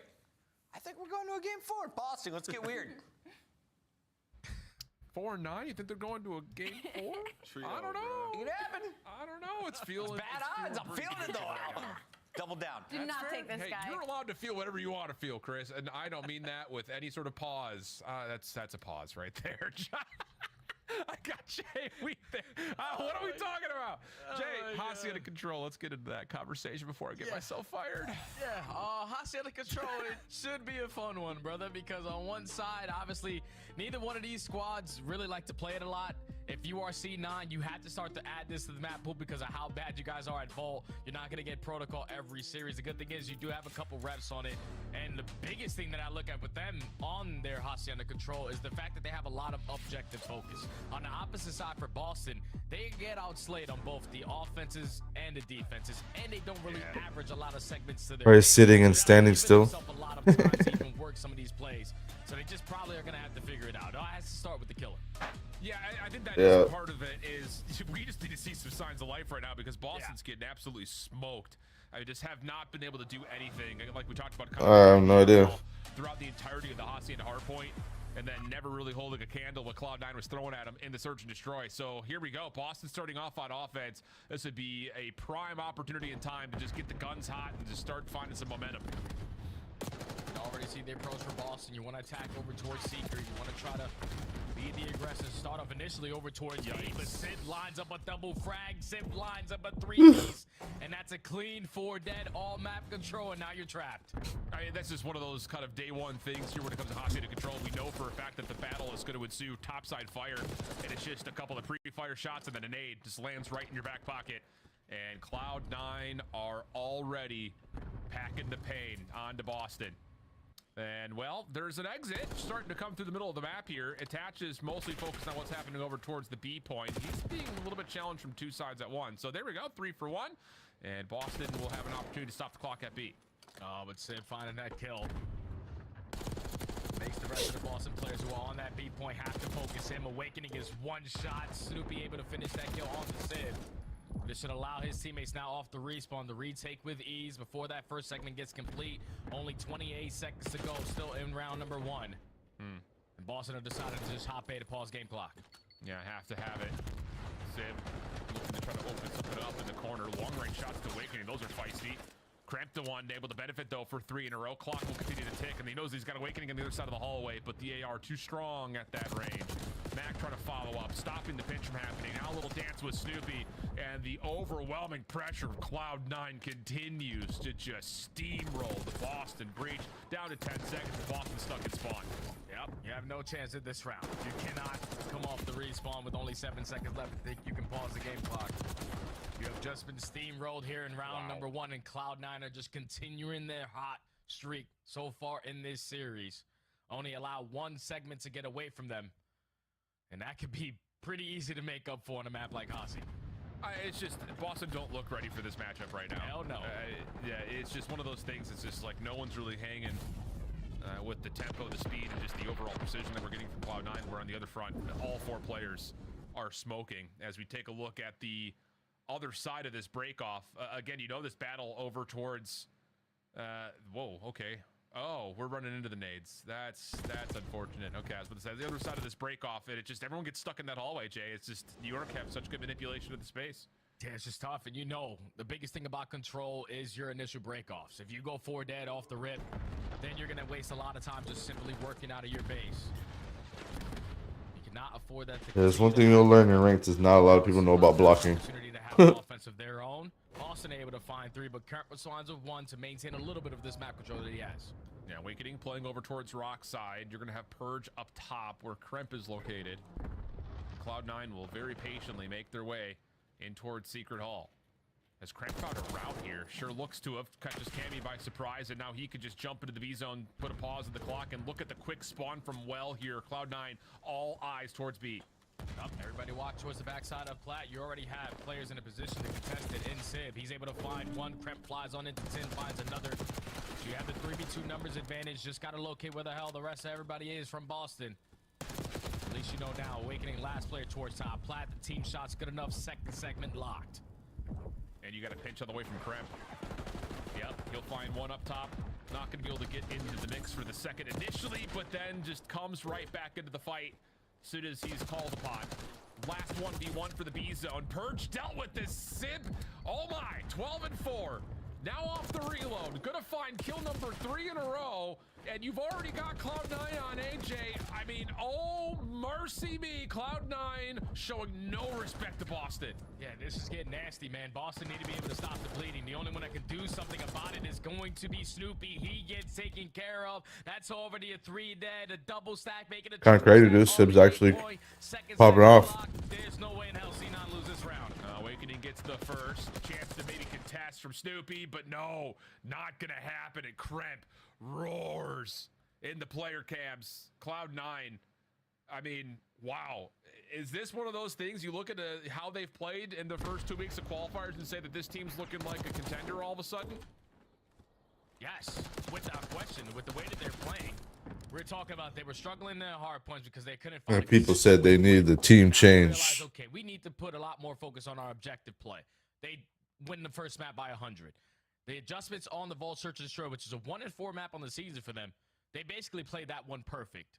Now you get to a control where you need to be able to add this one to the map pool, and you are just beating the living hell out of Boston Breach every opportunity you get a chance to.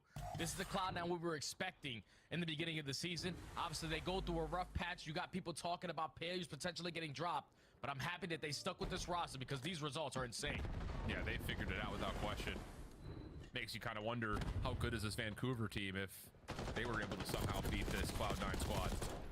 I think they're pretty darn good, tell you that much.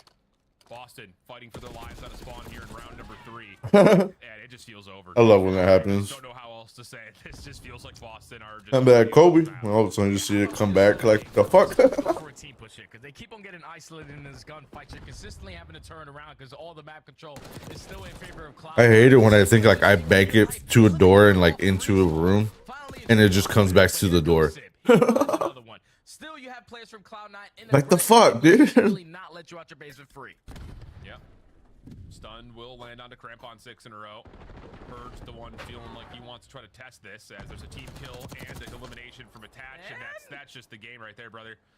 Snoopy, the last one alive, has slipped through on the other side of A. Maybe a chance for him to come behind the play and open up space for his squad mates, but I mean, it's 25 plus 16 and Kremp's on 9, beaming him across the map. Yep, how about a quick Sunday for you, friends? Unbelievable. Kremp double digits. Yep, definitely is a quick Sunday, dude. 3-0s across the board. We need to have an option, Alan, for like white flags in series because some of these teams definitely could have used it today because Cloud9 just took care of business. I don't play Respawn. 3-0, yeah, Sim, talk that talk because you've been able to walk that walk as of recent, man. They have just found what they were looking for when this team first was going to be formed. And now they are just completely running away with it. Bro, I witnessed my first ever like the opposite team of one guy having almost 80 kills. And it was and the game was neck and neck. We lost like 215 to 250 because we lost the rotation to P4. So I'm like, how the fuck are we losing and shit, bro? And then I go to that guy's kills and he had 75. I was like, what the fuck?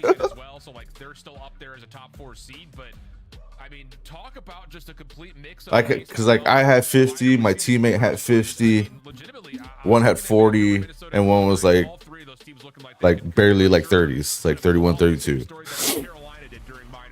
So I'm like, how the fuck did we lose this? And then next thing I know, I go to the other team side, and as soon as I scroll to the top dude, I see 75. I'm like, oh my god. I was like, no fucking wonder we lost. I was like, homie, put the army backpack on and fucking carried. that outside noise, throw it out the window. We're gonna stay locked in, and it's showing. Clean hands. I just knocked Shit over was my crazy. microphone. Chris, Desk, have fun. Go to a game 4 or go to dinner early. Let's eat, everybody. Boston folds in control 3 straight rounds, and we're back here just 5 minutes after talking halftime. Let's jump into the highlights, though, Al, as we revisit the domination. Sim with the grenade, setting the tone. A 3-piece in the first 3 seconds is not how you wanted to start if you're Boston. We might as well just watch the whole map of the highlights because that's how long it literally lasted. This was unbelievable. I couldn't even believe in that final round, Snoopy, the lone man on a mission in the middle of the map, backtracking to spawn. Like, go stop a clock or something, please. 3 players with single digits. That was just. Bro, what do you want him to do? His teammates had 6 kills out. Do something. Bro, I feel like when Sim has a sub out, he's just absolutely having the competition. Guy, truly an insane flex. But yeah, I mean, this is like taking a shotgun to the face, dude. They just got blown back. There was nothing Boston could do in this series. Probably the most lopsided series we've seen throughout this entire stage so far. Like C9 really putting pedal to the metal throughout the stage and improving. Everybody looks good on the team, and a statement victory for them headed into the minor. I agree with Alan. They're like in the top 4 for me right now. We're joined now by the second coming of the great Sharp TK. He goes by the name of Young Mac. Mac, well done. Yes, sir. You guys pull off a Mac attack. 3-0 today, and this looks like the Cloud9 we saw 3-0 Toronto. So when you guys are winning, what's happening in your camp? I think we just really turned up our practice and just the way we approach it. We're much more consistent now with like energy levels and just effort and all that. So we're just gonna continue to get better. Love it, man. So, Mac, that leads me into, I want to talk about practice. So how long ago did you guys start winning hard points like that? Because that was one of the most fundamentally sound hard points I think I've seen you guys play. Like, has it just been practice not going into matches, or was there a certain point where everything just kind of changed? I mean, I feel like we've always been a good hardpoint team in practice. It was like more so just translating that to the matches. But yeah, everything's just kind of coming together. We're all going hard. We're all like seeing the fruits of our labor. So really excited. Mac, in previous years in titles, you've been a pretty inconsistent player, to be frank. Like, you had really high highs, really low lows. But this year, you've been the most consistent I've ever seen from you in your career. What has changed with that, and how have you found this consistency? It really just comes from the people I'm playing with. Like, they make the game really easy. It's not like I have to overcompensate or do things I don't want to do. It's just kind of like an assembly line. Everybody knows their job and does it when they have to, so it's really easy. Awesome. Mac, last match, you get up with a crutch. Can you elaborate? What's going on? Are you still injured? Yeah, a little bit. Maybe in a couple months I'll be standing, moving around more, but for now I'll be hobbling around. I was going to say, it's helping your game. Stay seated, my guy. That's well crazy. done. Thank you. Thanks for joining us. That's Mac. That's Cloud9. I thought you'd giggle. What louder. happened? Was it basketball or something? He can't wiggle too good. Guy said stay seated. I saw a guy dislocate his knee dancing once in New York City. Clint dislocated his knee shooting a free throw. So Scuff play of the game coming your way. Let's take a look at your search to destroy Wizards. Mac is one of them. He goes 9-2. Attach 8-3. That's 17-5 for some quick maths at home. Can they keep rolling like this? I don't see why not. I mean, we said it in the beginning of the year. You know, Ali was really high on this roster. I really was. I was very concerned about the dynamic of the AR duo because I didn't see like a leadership figure on this team to be able to sort it out. They have proven me wrong through a couple matches throughout the stage that so far it's sorted out. Sib looks extremely comfortable. Seems like they were just kind of waiting on him, and now that they found it, I don't see why they can't continue. All right, YouTube. Oh shit. Gotta pause that. All right, though, YouTube. That's gonna do it for me, though. Appreciate y'all hanging out during these matches and stuff, man. We got matches. Oh, we got the minor next week, so it's definitely gonna be a good tourney. Once again, hopefully the Optic boys turn it up and turn around because we got Vegas Falcons, and hopefully we don't give Falcons their very first win. So, we gotta show up and show up, man. But that's gonna do it for me over here on the YouTube side. I will see you guys over on the Twitch and Kick side here in a little bit. All right. Love y'all's faces. Appreciate y'all hanging out. And I'll see you guys over on the fucking Twitch and Kick side, baby. Peace, peace.